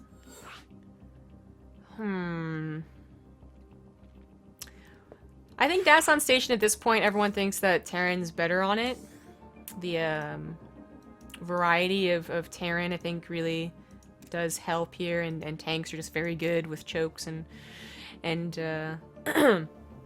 short rush distances, but it can go in favor of the other races too. I mean, Protoss have their own tricks for it. Zerg can be very aggressive early on and hope to catch the Terran player off guard, and it's not a super figured out map, to be honest. People don't like playing on it, so the meta or whatever isn't really set in stone, and it does appeal to so many different type of styles, you know? You could say what Bly plays on Dasan Station all the time. Is that the meta? What Bly does? I don't think so. Maybe. I think I missed a resub, so let me shout that out real quick. Myer. Oh, and Hitchens. Thank you for the resubs. 17 for Myer and 6 for Hitchens. Thank you very much. Alright, it's game number 5, 6. Counting, that's great. And in the bottom middle right, this is the worst introduction ever. It is the Red Terran ByuN. And in the middle left as the blue Zerg, he is Solar. And once again, this is all brought to you thanks to TING, a US mobile phone service company. So if you're interested, check out byuTV.ting.com to learn more and check out what they have to appeal to you. It's kind of our job to get you to that site and their job to convince you that they are the carrier you want to have, service you want to have. Like I said during the break, not really a break, the intermission, this can be a wonky little map. Solar's going for a one base build. ByuN could also go for a one base build. It's like almost like a pun. Anyway, but funnily enough, I think ByuN more commonly goes for just a regular build on this, like CC over here, and you know, does his thing. And it has not worked out in the past. If you all recall, yesterday, Bly took a game off of ByuN by going for a proxy hatch right here, and Spinecolor rushing him. So sometimes his confidence can be a problem. But while Solar went for this, you know, one base initially, this, you know, Like, maybe he does an aggressive maneuver later, but it also could be out of fear of what he does. You know, like the people, right, that go for the immediate Roach Warren, for instance, on Frozen Temple, because they're like, oh god, they're gonna 3-rax me, I just know it, and then they don't, and they're already behind. But there's people that are that paranoid. But certainly mid-game Ling Roach all-ins can look very good, especially if the Terran doesn't go for a tank build. Well, and, you know, early Roach Ravager attacks, hey, there you go, can look good because they can try and break down the wall here. And this is all stuff that ByuN has to consider. Now he's going to be able to scout it, which is really... Oh, maybe not. Well, he's eventually going to be able to scout it, I think. Yeah, he's really trying. He wants to know if there's a Roachborn, that is so common on this map. There he goes. He sees it. And now, if he was planning on going for Hellions, I'd say don't. I don't think he was, though. How far away his factory was from that reactor. A tank drop does wonders. This is actually a pretty valid complaint. Oh, it canceled the Roachborn. It's a valid complaint from Zergs who feel that their all-ins have been cut a little because of tank drops. However, lately tank builds have been dropped more in favor of what ByuN usually does, that second fast rack. So they're kind of in a wonky place where all-ins can work out. They're not immediately denied by a tank drop, but if they're scouted early enough, you're probably going to guess they're going to get tanks. And if they're going to get tanks, your all-in's not going to work. Just 99% of the time. Their micros is on point, so... I like that Solar tries to play a mind game. Tries to change things up once he was scouted. ByuN unfortunately did see that it was cancelled, which is not ideal. They didn't see the start of the lair, though, so for all he knows, this third base was taken after that Reaper died. And that could maybe be where Solar gets a little bit of an edge here, because... Not only is the tank thing a problem on the defense when you're trying to all-in a Terran player, it's also a problem on the offense when you're trying to defend against a Terran player. I think Dust Sensation used to be worse, believe it or not. Now it's like a super small choke, but what used to happen was just like you could siege up, I think it was like here, and run in with your Marines here, and it sucked. You can still kind of do the same thing if you siege up here. It's a little bit farther away though. Anyway, point is, tank drops can be a pain on this map for a Zerg player. I like that he's breaking down the rocks, by the way, not only because the tank drop can be used from the back, which is what ByuN's going to do initially, but because if you open this up, you actually open this up. And that also didn't exist in the original Dasan station. I actually am not a fan of these rocks because of that, but I can see the reasoning. The gold base was originally just like never going to be taken, I think, if the rocks weren't around. But now ByuN's seeing this. I think eventually it's going to be pushed back. He's going to have to deal with an open back door. He should be walling off these rocks. What? Oh, the Viking looked like part of the architecture first, so I was like, what the hell is killing the Overseer? But, alright, Viking kills that. Were those engineering bays? There's actually a structures lost tab that I forget the hotkey to, but I think those were the engineering bays. Because you figure it was like, oh yeah, I have to get a wall in, so it's better. It's better to remember to get that done, because that is something that Solar, I mean, has been doing in the past 5 games. You know, he has been fairly consistent with a couple of Ling run bys that have given ByuN headache, and certainly taking care of that from the get-go is going to be better, so we can focus entirely on this main push that Solar honestly isn't that well prepared for. He went for faster Mutalisk, which could have been enough of a surprise that, you know, he swoops in, kills the tanks, and does his thing, but they're coming just a little bit too late, so maybe if ByuN had focus fired the hatchery, that would have gone down, and he would have retreated. He does lose the only medevac he had, so the tanks should be taken out by the Mutalisk whenever he has enough. Viking can only cover them so much. Lings run in, Queens run in. Mutas go for the Viking first and actually tango with the Marines, not killing the tanks as fast as they should be. That wasn't that bad, actually. I'm surprised they're calling the Marines, not the tanks immediately, but the Glaive Worm really looking quite powerful when those Marines aren't upgraded. They don't have stam, they don't have combat shields, and Glaive Worms can actually be quite powerful, so that was, I think, just the sign of a player who really knows his Mutalisk. He's gonna try, oh my god, can this actually... Wait, can Solar do this? Can Solar just get on top of production and win this game? No. No. So I thought he was raised, but those Muta's gonna take it down soon, and ByuN barely has money to build stuff. He only has 3 barracks, and 2 of those have tech labs, because he wanted the faster upgrades, and oh my god, Really? Did Solar do it? I don't know. The Marines are gonna have a combat shield upgrade soon, and that's nice, but he needs those Liberators. The Marines aren't plenty enough to take on the Mutas. Lings are now trying to get to the back, and they should be taking out the SCVs. I don't know. Okay, I guess they could take out the SCVs, or they could help take out the army. And Solar, even if he's not winning right here, right now, he is taking a definite lead. Behind this, he's droning his third base up. He's getting a Roach Warren. I would, like, say go further into the Mutalisk. He could have 5 more Mutalisk right now and probably be winning, but I think he's a little scared of the Liberator count getting too high and just losing all of them right off the get-go, but there's not enough Marines. Oh my good god, Solar I think has done it. The lack of defender's advantage on Dasan Station is the biggest weird thing about it, but I really thought the Wallen could hold on, and I think ByuN did too, but that's it. Solar takes a 4-2 lead against ByuN after ByuN looks pretty good. Damn. Well, that leaves just the one map left over, which is going to be, I believe, Galactic Process. Galactic last map. Yes. Just making sure. But we're going to go to a quick 2-minute break. So thanks for watching, everyone. Again, this is all thanks to TING. Go to ZvT.ting.com if you're in the US and you're interested in a new mobile phone service provider. See you guys in a few. Welcome back, everyone. Thanks for watching those ads. And please do check out bttv.ting.com if you're interested in learning more about Ting. But it is game number 7. This is the last map, first of all, potentially, like legitimately, but also of the map pool available initially. If it goes to the next game, if ByuN wins this game, we'll actually restart the map pool and it'll be a new fresh choice of loser's pick. So that could create some interesting stuff if Frozen Temple comes back, if Dasan Station comes back. I mean, that was a crazy game last game, but we have to see if Solar can close it out first. That would be, well, that would be impressive. And in the bottom left, as the current leader, 4-2, it is the blue Zerg Solar. In the top right, as the red Terran, he's ByuN. And I gotta say, I'm guessing a lot of people in those bracket predictions were like, yeah, this will probably go for like 6 games, and ByuN will probably, what would that be, 5-1, I guess?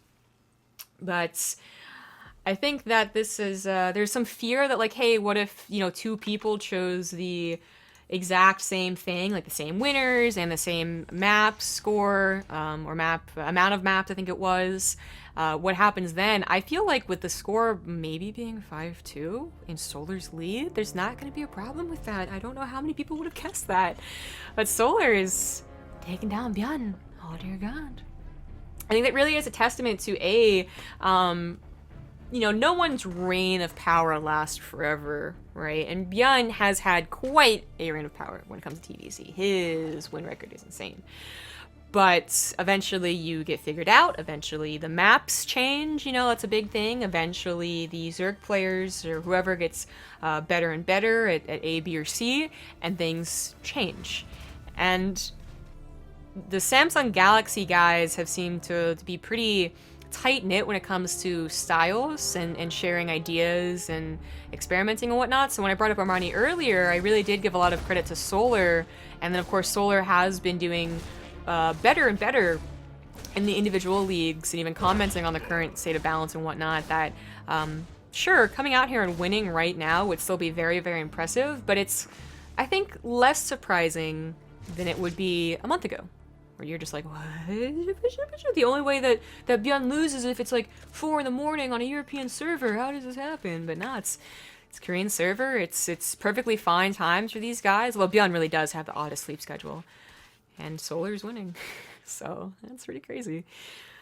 But we have the typical ByuN coming back out here. So Galactic Process could have been this map that if the scores were reversed, he probably could have gone for a 2-Rax or 3-Rax Reaper to try and get an early lead. But because he is down, he goes for, I think, what is his most confident build here. We'll see if Solar can defend against this appropriately. The Galactic Process, it's actually quite surprising. Yesterday, it was the final map in both best of 7s, and then today it is the final map in the best of 7, with different way of processing to that map, but still same deal. And it seems that for what was the Cloud Kingdom look-alike, because it is a lot like Cloud Kingdom, people just don't prefer it. They actually choose Daxon Station before it, which is just... what? And I could not tell you exactly why. I feel like the additional rocks that were put in are a little obnoxious. But, you know, I guess more importantly, the additional entrances that were put in too were also really annoying. Like, the map has changed from the original introduction of it and the original intent of the map maker, but I still find it very odd that it's the last map out of all the maps in this season.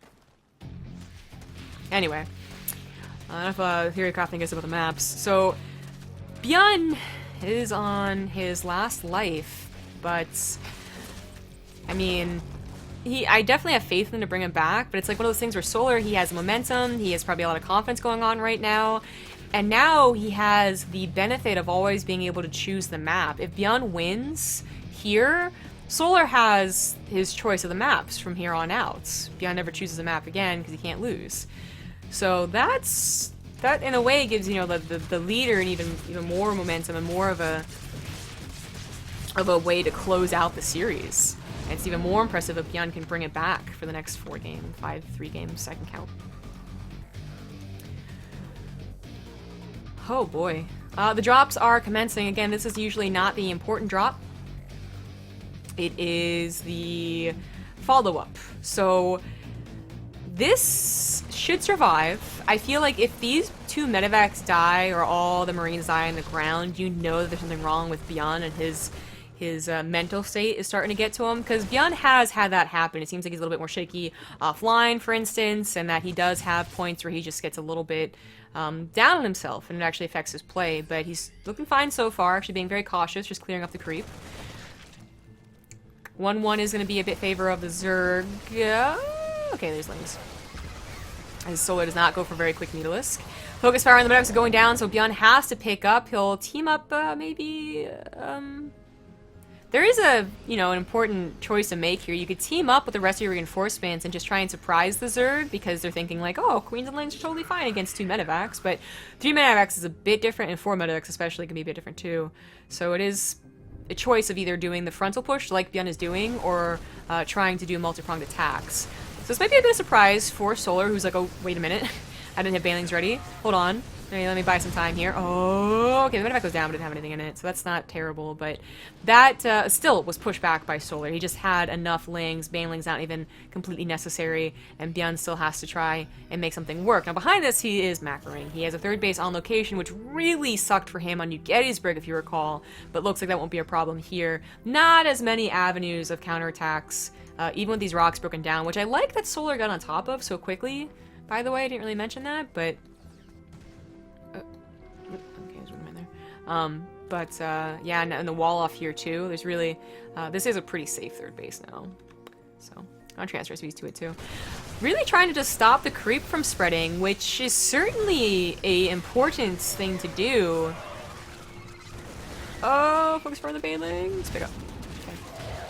But, not exactly that direct damage you're hoping for, and Solar probably feels so confident or so comfortable with the amount of unity he has and the way that he's pushing this back that while you're killing up creep, you're not stopping them from building drones, you're not stopping their macro. In fact, Solar gets a little bit of a lead, the tiniest bit of a lead on the upgrades yet again before ByuN starts his. Spire's on the way as the 4th base is put down. Again, rocks already broken down, or whatever you want to call those things. They're like pillars covered by shields. That's too long to say in every cast.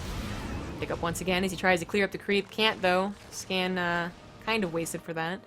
The 2 medevacs to the right side are going to, I think, look for the base snipe here. Well, drone sniping here, not the base snipe. But there is already creep headed over there and an overlord, so I don't know if that's really going to get much done. But the focus is entirely on the left side. Picks up, hot pickup, and the right side is not being responded to super quickly. A couple of drones will go down, but not too many. Lings funneling in are going to be taken on head-to-head with the Marines. Oh, but the banelings! Very close there. Bold choice to go into the main base. That queen does start focus firing on the correct medevac, and this one's pretty healthy, so it should be able to get out, but that was always going to be a dangerous decision by ByuN to go straight into that main base like that. Frontal push, not looking too strong, but has a couple of Widow Mines here. Creep spread, unfortunately, was denied mostly on the left side, as you can see, not so much on the right side. So it's kind of restart for ByuN. Gotta go through all this damn creep again, all this gunk. Mutas are on their way out and a lot more banelings. They do have their speed and the upgrades are even currently, but a counterattack is attempted. But oh wow, that positioning of the army is actually super cool. That's something you should do. I know a lot of Terran players rally to their supply depots, but I always wondered why. That could definitely be a reason. That was cool. Anyway, so it successfully deflects Solar's counter, but it's not like Solar was depending on that to win or get him a lead or anything. So he just kind of pulls away and waits for another day. Oh, okay, I guess. Upgrade's gonna finish a bit faster for Solar, and that is a little scary.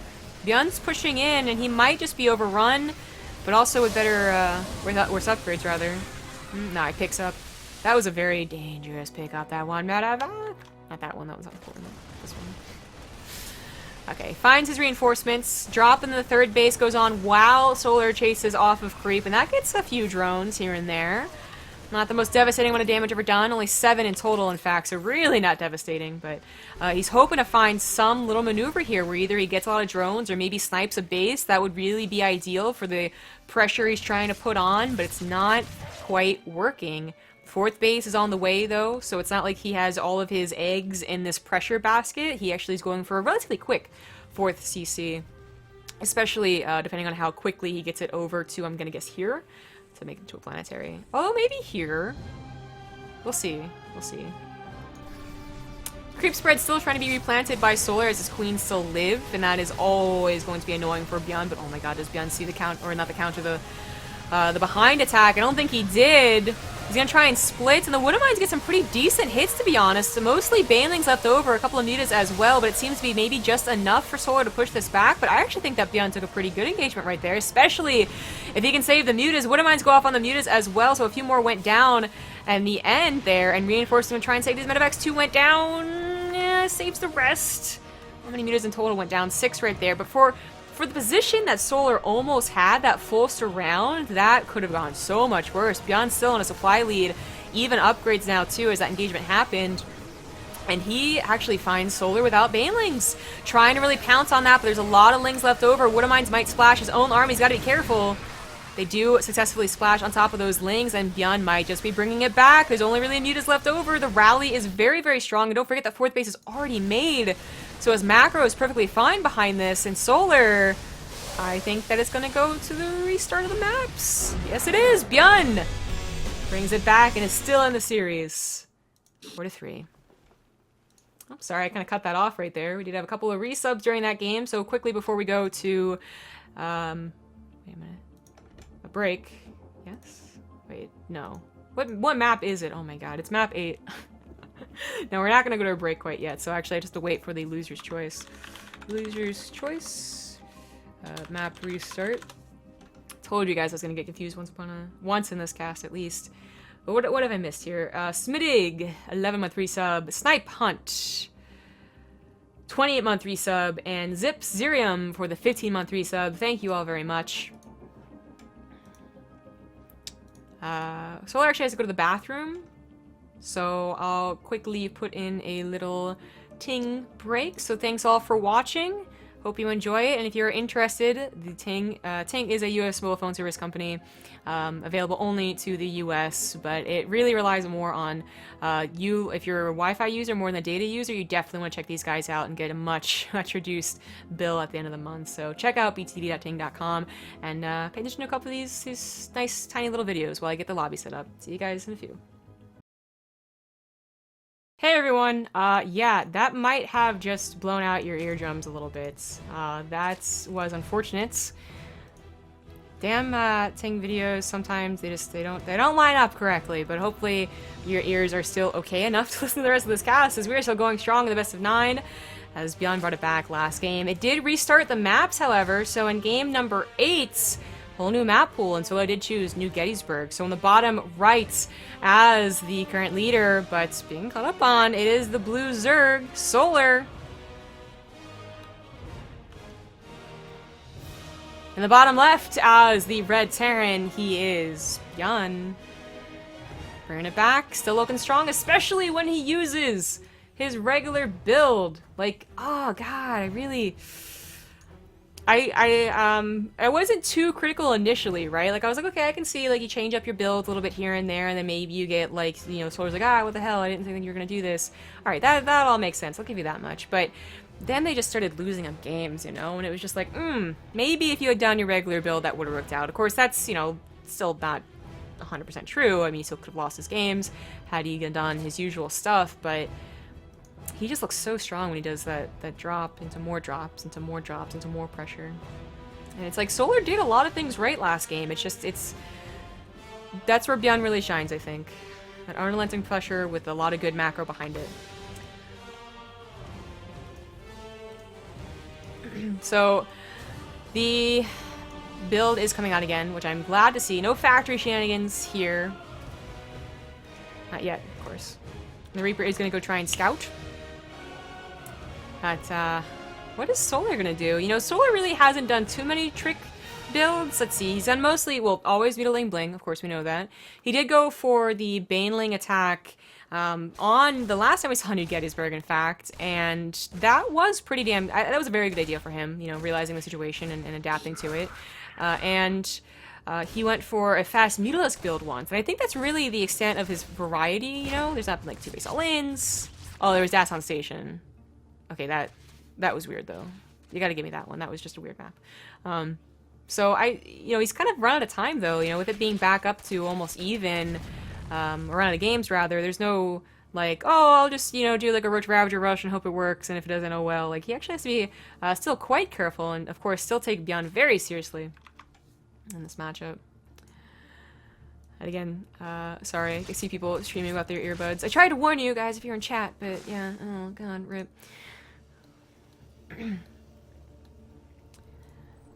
Anywho, the stim is on the way, of course. I mean, if you guys aren't familiar with this build by now and you're a Terran player, really do get familiar with it. And that's where, of course, the replays would be very useful. So if you're wanting these replays, they should be released shortly after this tournament's done. And, you know, once Rifkin can compile them all and stuff like that. And they're going to be pretty boss. So you only get those if you are sub the BaseTradeTV. So that's kind of, you know, our own personal, total, you know, just selfless shout out, but also the selfless shout out to selfless, selfish. Opposite things right there. Selfish shout out to us, but selfish advertising of the sponsor. I mean, $5,000 a lot. We had a great season 1. Unfortunately, the finals, it ended at 5-0. As you recall, these ones have been going really, really great, and TVZ is an awesome final matchup to have. But it is all thanks to Ting. So you can see down below all those tips that are going down. You see the address you can go to if you want to check it out.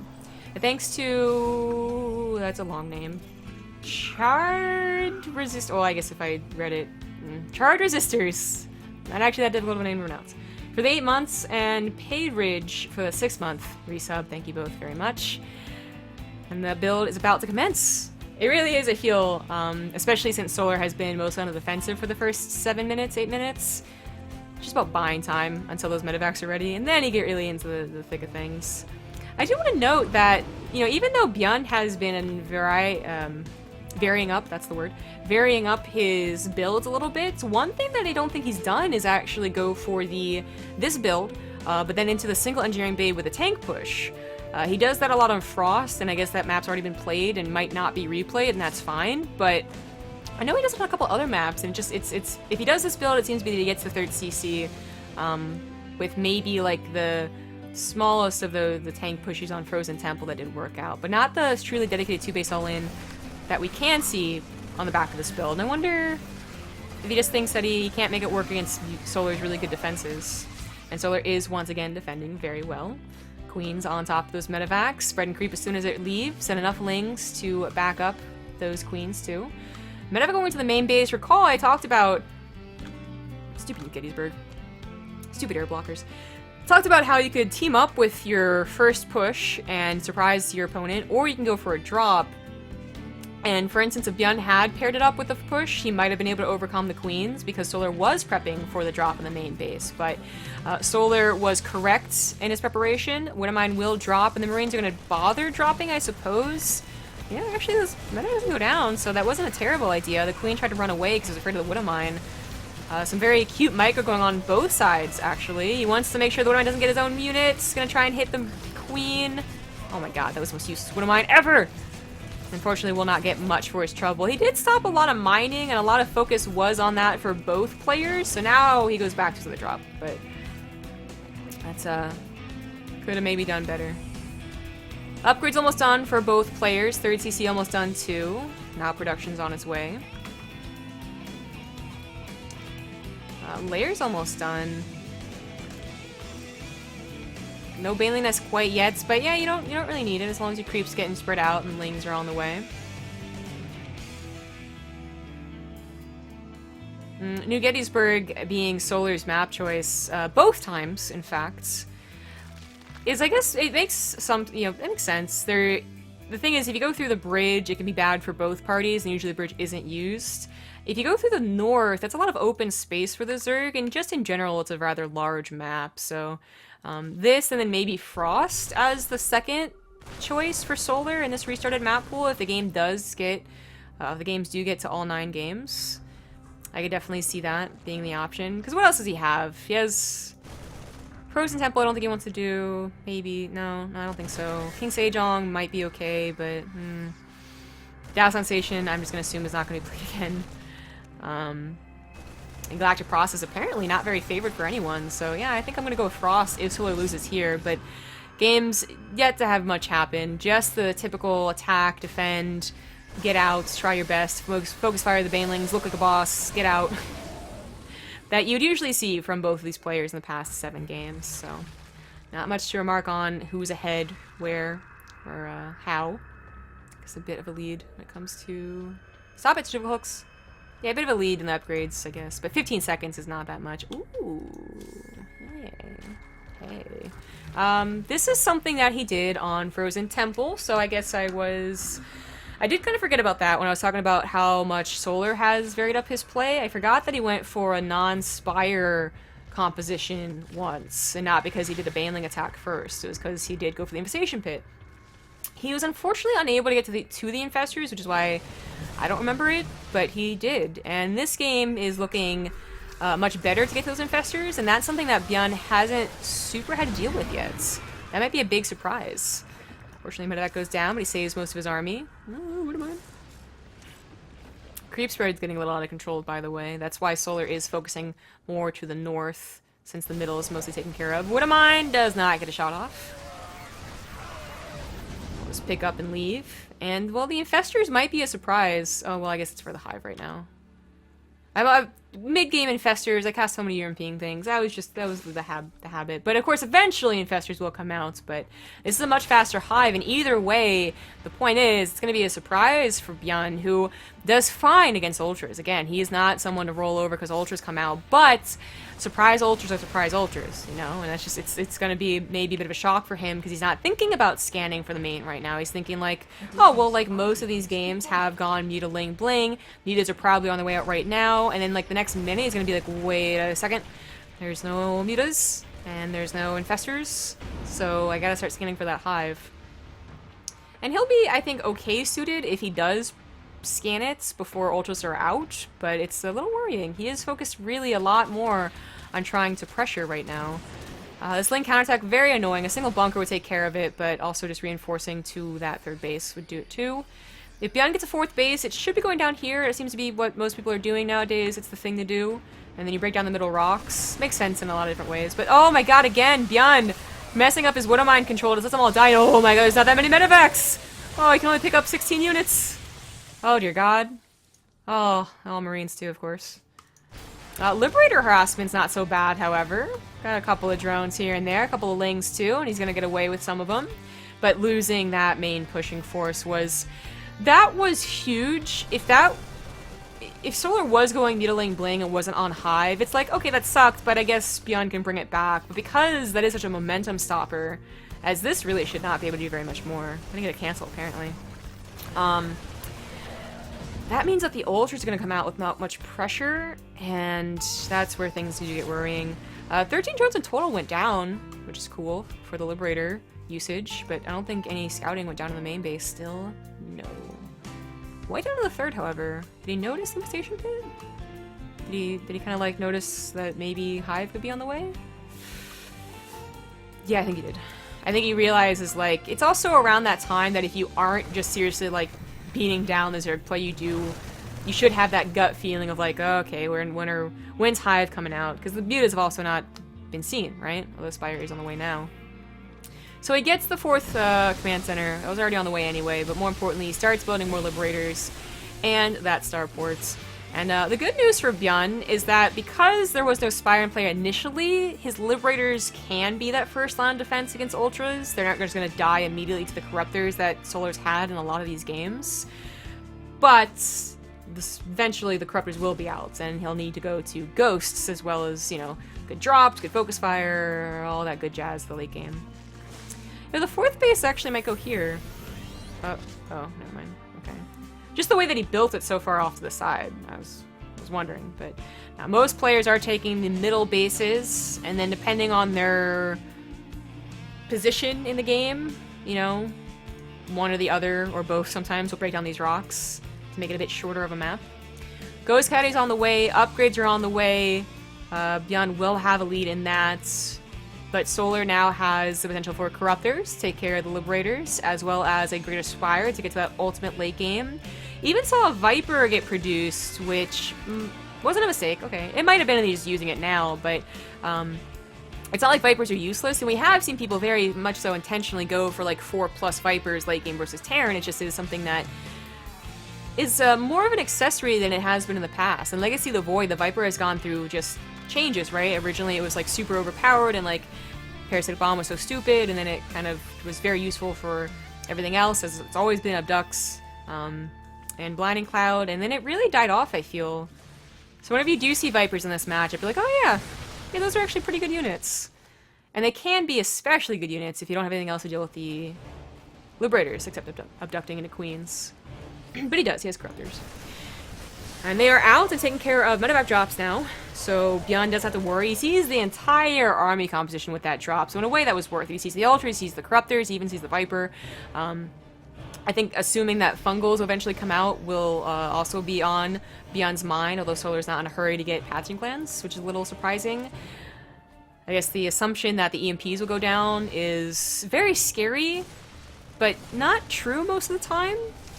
I know, especially in the hands of ByuN, who was at one time actually named Ghost King, is that the ghosts are just overpowered and look really good. But the control that goes down for ghosts, when you consider the snipes that go down, plus dodging Fungals, plus making sure that Lings don't get us around, plus EMPing the Fungals, is actually a lot of work. And it is going to be a balance of micro, just like Ghost versus High Templar was back in Heart of the Swarm. And I think they're certainly worthwhile units to get. Spellcaster is good, you know, just in general. Thanks to $1.2 for the 14-month resub. Uh-oh. Solar wasn't paying attention for a second. And without those Fungals, like, he really doesn't have something scary for the Ghost to be like, ah, wait a second, I don't want to move into this, except for the Banelings a little bit. I don't know. Solar, he does find... No, actually, the rocks are broken down, so never mind. ByuN does have some room to maneuver. Ghosts are going down, but a lot still live, and the Liberators haven't even taken down either. The Corruptors are coming in kind of from an odd angle, and a lot of very expensive units went down for Solar. A lot of his fodder as well, though he's remaking Banelings and Lings right now. Of course, more Ultralisk. He has a decent economy. I mean, this base has been up forever. This base has been up for some time. This base, I guess, was killed, but this one is on the way. They're both pretty good in that department, actually. I checked the income graphs. Solar's, in fact, been winning quite hard in the income graphs, but he is the one building pretty damn expensive units and has to rebuild them as those snipes come down. So he needs these bases. But ByuN, this is where he really, I think, starts to shine. The Ghost control, the Liberator control. I don't know what it is about him and, like, Reaper or Widowmines. I don't think he doesn't control his Widowmines very well in this best of 9, but everything else he controls pretty damn well. I don't need Widowmines, I just need to get to the late game. Oh, Link counterattack once again abusing this third base, and that's still very annoying because that's still a pretty saturated third base. More Lings coming in here. Ghosts, not too bad against Lings, but not when they're single ghosts at a time. They just get surrounded and killed. And then they say that, you know, never say die. But then they die anyway. These are very expensive pickoffs, by the way. So besides being, you know, units that come out of a tech lab, so they're kind of slow to produce, they're also very expensive. So a handful of Lings for what was almost 3 ghosts is totally worth. That is a planetary. Lings, we can't do anything against that. Upgrades are almost even. We're actually missing +3 melee, but we have Adrenal Glands, and it's really about the armor for a lot of these units anyway. Not so much focus on the air upgrades yet, as Solar has not looked towards the Greater Spire. Abducts go down to the Liberators. Marauders have a wall to soak up a lot of those Banelings. EMPs try to hit the Queens, actually, another thing to use EMPs on. But that ghost count is growing, and when it gets past 10, that's when it's just like, oh, this unit's pretty damn good. Are these Ultralisk drop? They are, oh my god. I don't know, that's worth. Liberators siege up. They are getting taken out by the Corruptors, but not before getting a couple of shots in on the Ultralisk. Snipes going down as well, and the Queens are trying to confuse, but they're also dying to the Liberators. Only a couple Ultras left, of course, besides the ones that just got dropped in the main base, and production is under siege. Ultra's still a very odd choice. I think more Lings are usually worse to clean up, but whatever. I think this base has been broken, and keep in mind, Solar's supply, it's over here, and it's in Queens and Corruptors and things that are just now coming out. So ByuN takes the base. He does retreat, which is a very safe, probably smart maneuver, especially because his production should be under siege. It's not as devastating. Again, like, I think this is 40 Lings or something. Like, that's just, especially with Adrenal Glands, that just goes down so quickly, but the Ultras make this really awkward. Tries to, I think he wanted to pick up the saber from the snipe. But that wasn't the most productive drop, I think. You know, there's still a lot of production over here. ByuN not quite rolling in the dough. Has another base. No, that was the man. Yeah, that was the man. But still, it's a base that's set up and it can mule drop. There we go. And he still has a lot of these ghosts alive. Not from his production, because a lot of them did get picked off by the drop, but from the main attack that he retreated from. So that's just time for them to get energy. And Solar, I feel, still doesn't have the perfect Zerg army. I really am wondering, like, you know, well, the Viper did, I guess, okay, it abducted. The Fungals aren't here. And, I don't know, it'd be a good use of Solar's gas, definitely. I was realizing he has 3,000 gas. I actually thought that was ByuN's gas count, because, you know, Terran, but not Solar's. And I think he might just get out-compositioned more than anything else. I know people are going to complain all day about how ghosts are so stupid, but seriously, you tap them. Like, one little claw on the Ling, and they don't snipe, and that's a big deal, especially if they're on the front lines. But Solo's going for, I think, a lot more brute force, trying to kill the ghosts with Banelings. Ghosts are actually surprisingly sturdy. And then coming in with the Ultras, but the Snipes are still going down. Last of the Banelings are being used. Most of the bio is gone too, and the Corruptors trying to take out the Medivacs. But the Ghosts still live. Greater Spire is only just now on the way. That's something else that could interrupt Snipes, is if the Broodlings get on top of them. But Broodlords can also be sniped, don't forget. Ghosts are good against both late game options. And I don't think Solar ever got to the perfect Zerg late game, and I think this is going to go to the ace match. Remember, it's still Solar's map choice. That's the advantage he gets for being in an advantage for so long. But ByuN, he is sturdy, man. I mean, this was the guy that every single time he'd go down 2-0 in the Elite League Finals or anything like that, we'd be like, well, it's just ByuN. He'll come back, because that's what he does. He's a showman. And that's what's happening here.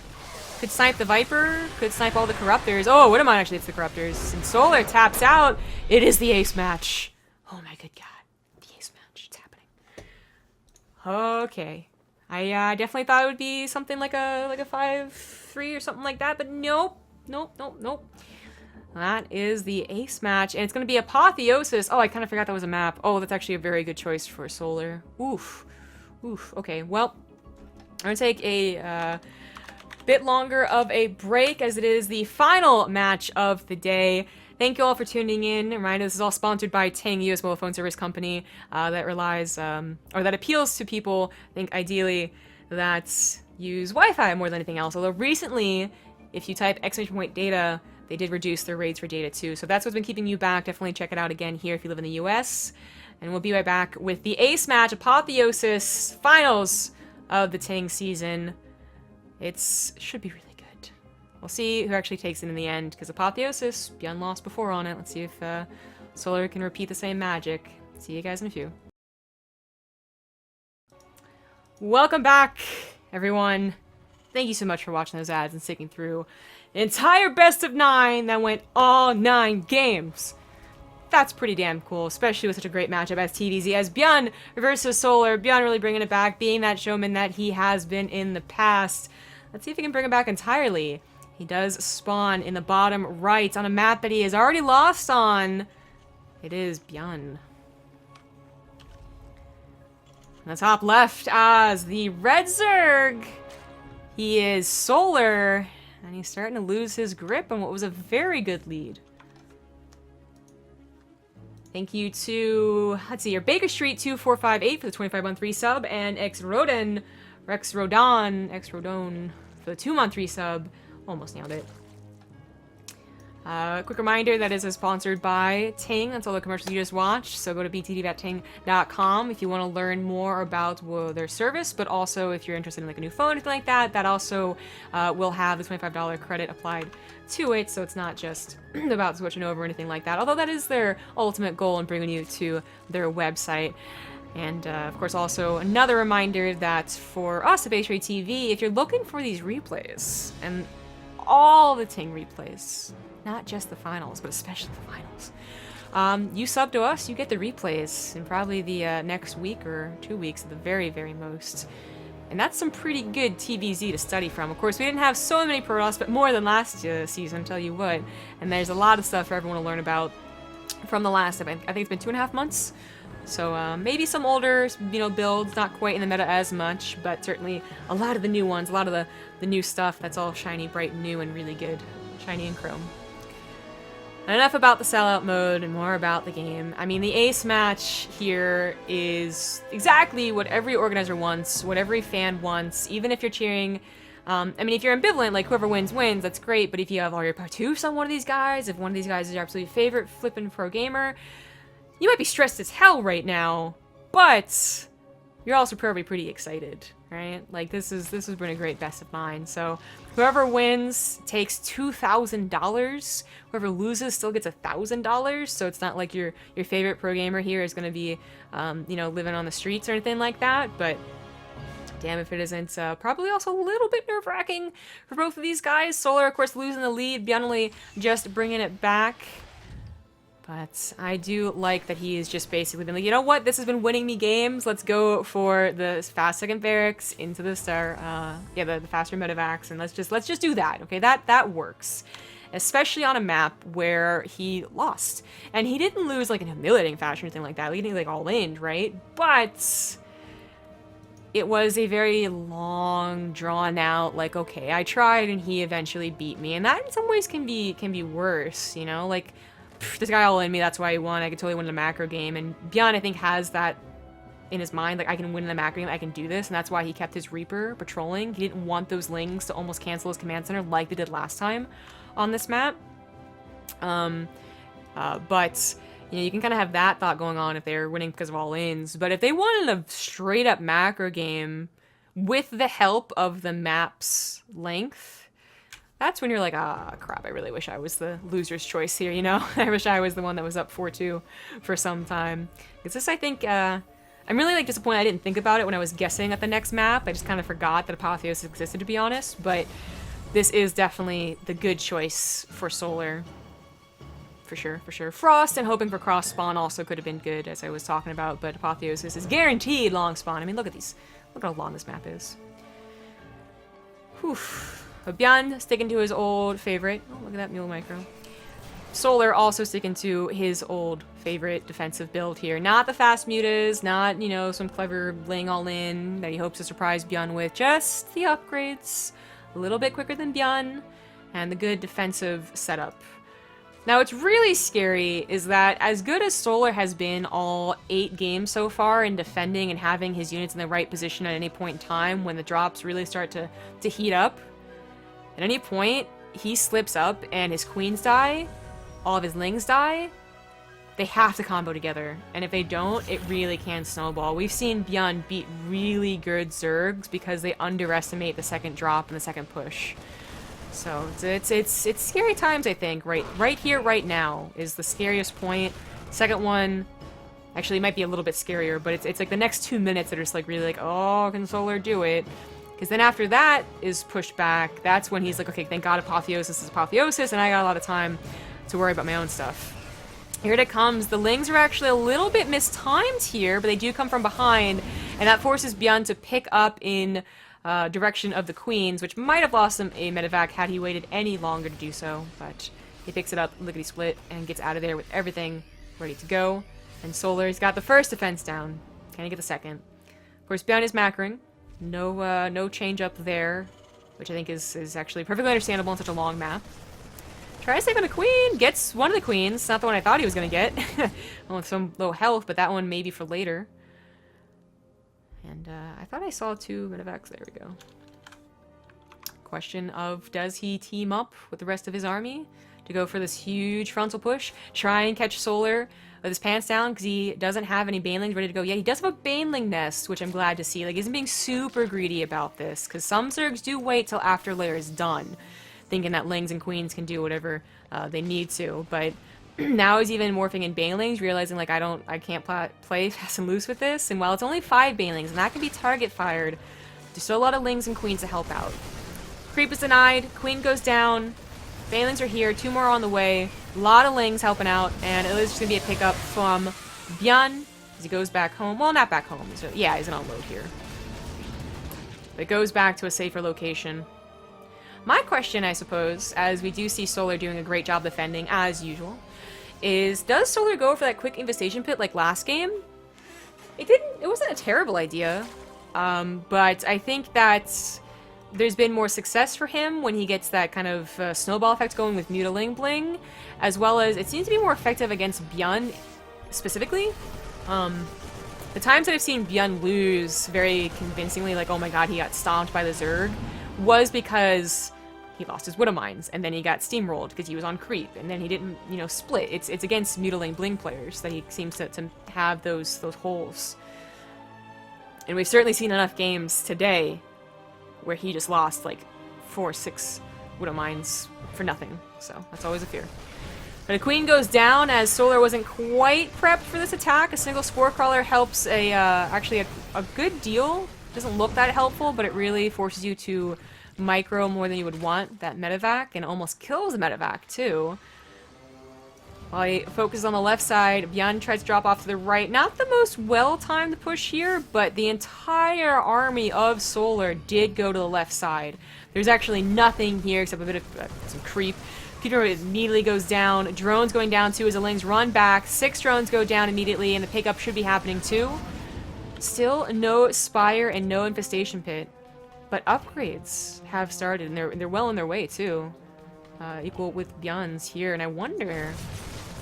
I mean, there were a couple of games and a couple of people that really did like playing only Ling Baneling and trying to overwhelm with numbers. Okay, no. Never mind them. I was gonna say, but playing without Mutalisk is usually an all-in. It just doesn't look like one, because, you have a 4th base and you have upgrades, but people did try it in Heart of the Swarm. But no, the Spire is on its way. It's, I guess it was a case where Solar was having some difficulty. 200 is a little expensive, and you are pretty scared about getting overrun. So now that he's pushed ByuN back entirely, and he has a lot of Banelings, I think that it's certainly a safe Spire if it feels like a little bit of a late one. 2-2 being done already and all that. But the Mutas might still just come out in time to help enough against the medevac drops. Now, ByuN is also probably a little bit scratching his head here, like, is he gonna go for an Infestation Pit again? Like, that's what he did last game. Because still no Muta's out. Your forces he hasn't scouted it. So I'm not, like, his knowledge of what's happening in the game, oh, Accidental Reaper, is not 100%. I don't think it really... There's not much of a difference in play, to be honest. Whether they're going for the Infestation Pit like last game, or they're going for a late Spire like this game. You are still going to pressure, and you can still go Widow Mines or tanks. Obviously, ByuN going for Widow Mines here. I guess maybe there's more of a chance of him over-dedicating to an attack, because there are so many Lings and Banelings. The Zerg player has already successfully saved up enough units, but ByuN, not quite getting overwhelmed, just abusing the ledges like he should. Trying to get drops over here, trying to get drops over there. Does see the Spire, so he knows, like, oh, there are the Mutas. Alright, okay. That makes sense. And the Mutas will help clean all of this up. They really are small armies everywhere. I said that weird. There really are small armies everywhere. But now the reinforcements are coming in. Third base has been down and ready to go on that gold base for some time. In fact, oversaturated. Probably out of habit. Actually, because his main's almost already mined out, that's why. A lot of production in his main base. That main push. A couple of Widow Mines, hopefully burrowed, not in a clump. Where are the Medevacs? He only has 2 Medevacs. Oh, no. That's actually a bit of a mistake, I think. Besides losing a lot of Medevacs? Well, not even. Yeah, I think he's probably accidentally skipped Medevac production. You know? I don't know his hotkeys, but, you know, sometimes you do not go all the way over to 7, for instance, right? And you miss out on it, and that's pretty important, because more medevacs equals more pickup opportunities, more healing, obviously, but also quicker transition to liberators if you already have a good medevac count, so that is a little worrying. But going back to the bridges, going back to the Widow Mines still not entirely cleaned up, all this happening here. Oh, let's change lanes, never mind.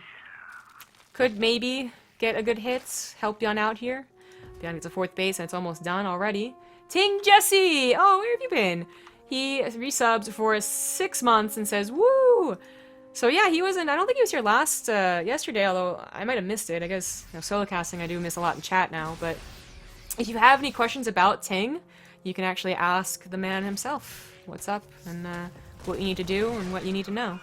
He's right there. And he's probably cheering, I'm actually not sure who he's cheering for. He's a Protoss player, so. Both, probably? He's cheering for good games. That's what he's doing. But Widow Mines, no! Yeah. He was also really weird.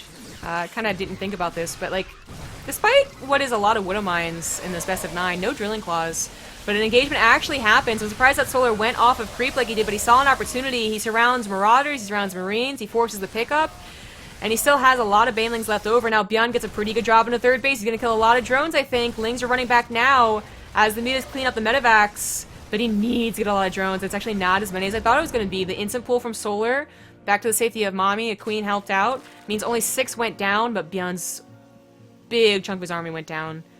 And I think that was a little bit of, well, I mean, he knew Mutas were out, and he knew there was a huge Baneling army, but that was certainly too much dedication to an attack. He probably would have been better off just waiting, pulling back, waiting until it was maxed out, and of course getting those Widow Mines in better position. As we all know, he has been messing up on more than one opportunity, more than one of these games. And it happened again here. Now he's on 4 bases, and if he's given time, he will get back up to a good count. In fact, he's only down 40 army supplies, a couple of good Widow Mine hits, a couple good splits, and his upgrades did just finish 3-3 to 2-2. But it is a scary moment right now as the entire Zerg army comes running across the map. A lot of Banelings. A choke is available here, so I don't know if Solar really wants to commit to this. He doesn't. Will the command center go down is my question. Oh, the rocks are broken. But the command center lives, and 9 SCVs went down. It still leaves him at 40. Okay, 11 SCVs went down. It still leaves him at 46. Still good enough. Thank you, Seraph6 for the 7-month resub, and Vivid Oblivion for the 17-month resub. I don't know about this ByuN. He's pushing pretty far. He wants to take the other base. Widow Mines aren't getting those Baneling hits, but it's off of creep, so his splits should be pretty good. Liberator should be taking all those Mutalisk as well, and his upgrades are always something he can try and make work. And Solar, I don't know if he should be doing this. The splits are coming down now. The Banelings run out of Lings to help support them, and they just collapse into not enough, I would say. And that supply difference drops drastically. ByuN's back up to almost even here, but Solar takes the opportunity of having pushed ByuN back so far to get an Infestation Pit, to start his transition to Hive. But that actually might be worse, believe it or not. With how well ByuN handles the late game and showcased in last game, New Gettysburg, the reliance that can sometimes occur on Ultralisk and late game tech and sometimes kill Zergs who would otherwise be doing better with mass Ling Baneling Muta. It sounds very contradictory, and in some cases it is better to go for that Hive, for sure. But in some cases it's also better to try and continue your momentum with as much reinforcements, as many reinforcements as you can get. Solo's going to try and do both here, go for the Hive as well as continue the attack. ByuN already had a pre-split going down, and the splits are pretty good. Though a lot of Banelings are left over, there's also a lot of Bile left over, and ByuN takes the engagement. He's holding on strong, and Solar, I don't know if he really should have gone for that attack either. I mean, I've been questioning them entirely, and they're not throwing the game yet for Solar, but they are throwing what could have been a very comfortable position. That could have been an almost maxed out army, you know, protecting his creep spread, protecting his expansions, protecting his transition up to Hive. But he also might be thinking what I'm thinking, that, like, the Hive didn't work out last game, so is it better to just try and all-in with Needling Bling? Maybe it would have been had he waited for a more maxed out army, or if he had waited for ByuN to not be paying attention, to not be overly defensive, because that's been ByuN's fault. He'll push out and he'll lose all his Wonder Mines, or it'll be clumped up. When he's prepared for a fight, of course he'll take one pretty well off of creep. So I think Solar is just a little too over-aggressive here. And ByuN's gonna try and take advantage of this. This base is actually completely undefended. Attacking off to the left side, so Solar, of course, focusing entirely on the left side. Gonna try and take somewhat of an engagement here, but not really. He does back off as he sees his base under attack. That hatchery, I don't think will die. The Lings are here, but they're not attacking. More drones go down as they transferred a little bit too early, and the pickup is good, and the retreat is good from ByuN as well.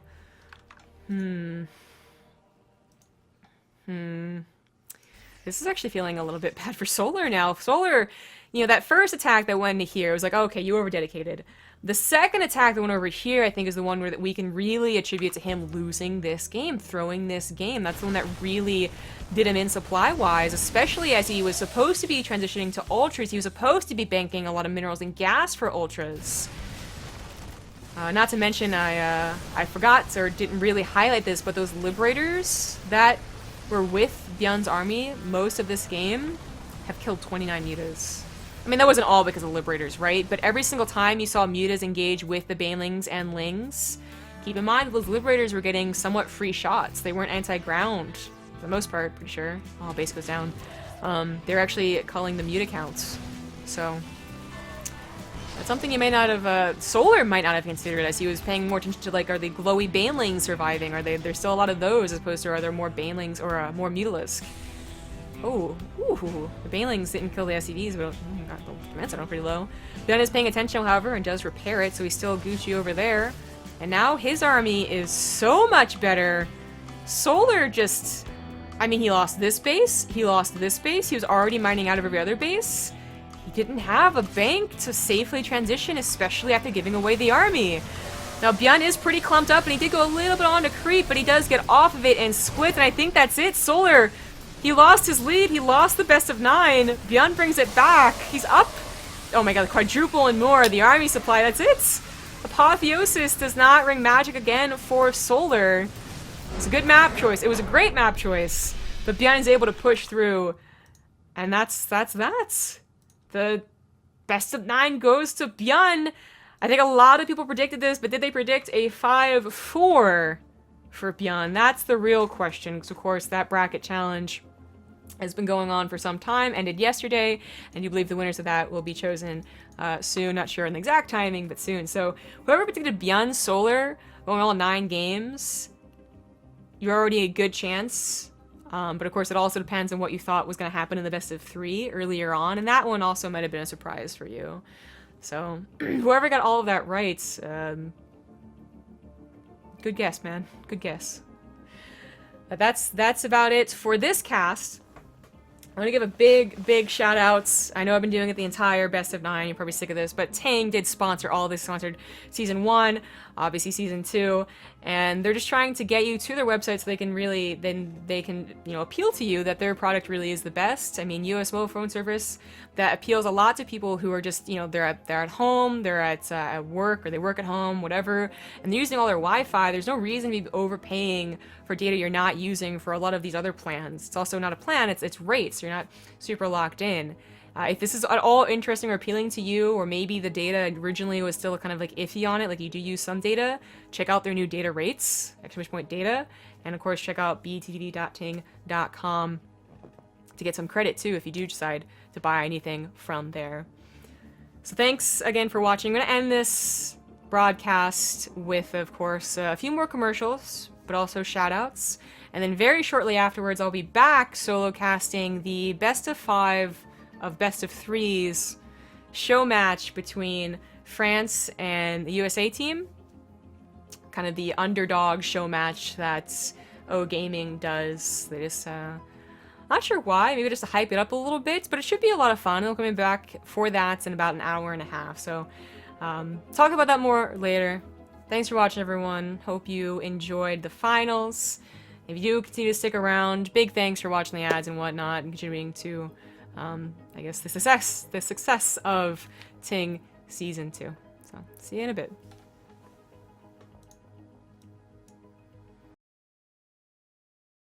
Hello. If you watched all of those ads, well then, thanks so much. And I hope you did enjoy all of TING Open Season 2. It's been lasting a very long time, but it ended with a great finals, which is always awesome to have as the tournament organizers, and of course the fans love it as well. I got some news that Jesse is already contacting people to get them paid, which is awesome. So no broken promises or whatever you want to throw out there, as people generally do. So everything's already getting Gucci. And yeah, just want to do some quick shoutouts for the end of the stream. So, of course, big first and foremost, Ting, of course, btting.com. If you're interested in changing your mobile phone service plan and live in the US, it's all about rates, not plans. So I guess plan was the wrong word to use. But thanks to our channel sponsor, g2a.com, use code BASE for 3% off. And Chairs for Gaming, use code BaseTradeTV for free shipping and free cushions to the US and Canada. Yord Wood Watches actually can also contribute to another tournament like the Yord Civil War. So know that you're helping StarCraft tournaments come to be a thing, as well as get some really awesome watches. And last but not least, Corsair Gaming. Always recommend the headset, but mice, keyboard, whatever you want. Scroll down below, check out the links. If you want to learn more, is the general way to do things, if these are all at all interesting to you. And finally, I guess follow me on Twitter at ZG Gaming, and follow the channel down below. Just hit that follow button. And I will see you guys in about an hour and a half, I do believe, for the France vs. USA show match. And if you did miss any of these games, of course, the VODs ideally will be up at a later time once Joey gets around to it. If you want the replays, sub to the channel, I'll get those out to you as well. But also, there should be a rebroadcast. It's a determined date in the future, which is also pretty hyped. If you missed, like, the best of 3, or if you just missed the first 4 games, like, they were all interesting, fun games, every single one of them. So certainly worth checking out later. When I am done for the solo cast, I'm going to take a break, and I'll be back later. Thanks so much, everyone, for watching. Thanks for the kind words for the solo cast. It was tough stuff, but it was a hell of a lot of fun, and I'll see you later today. Bye.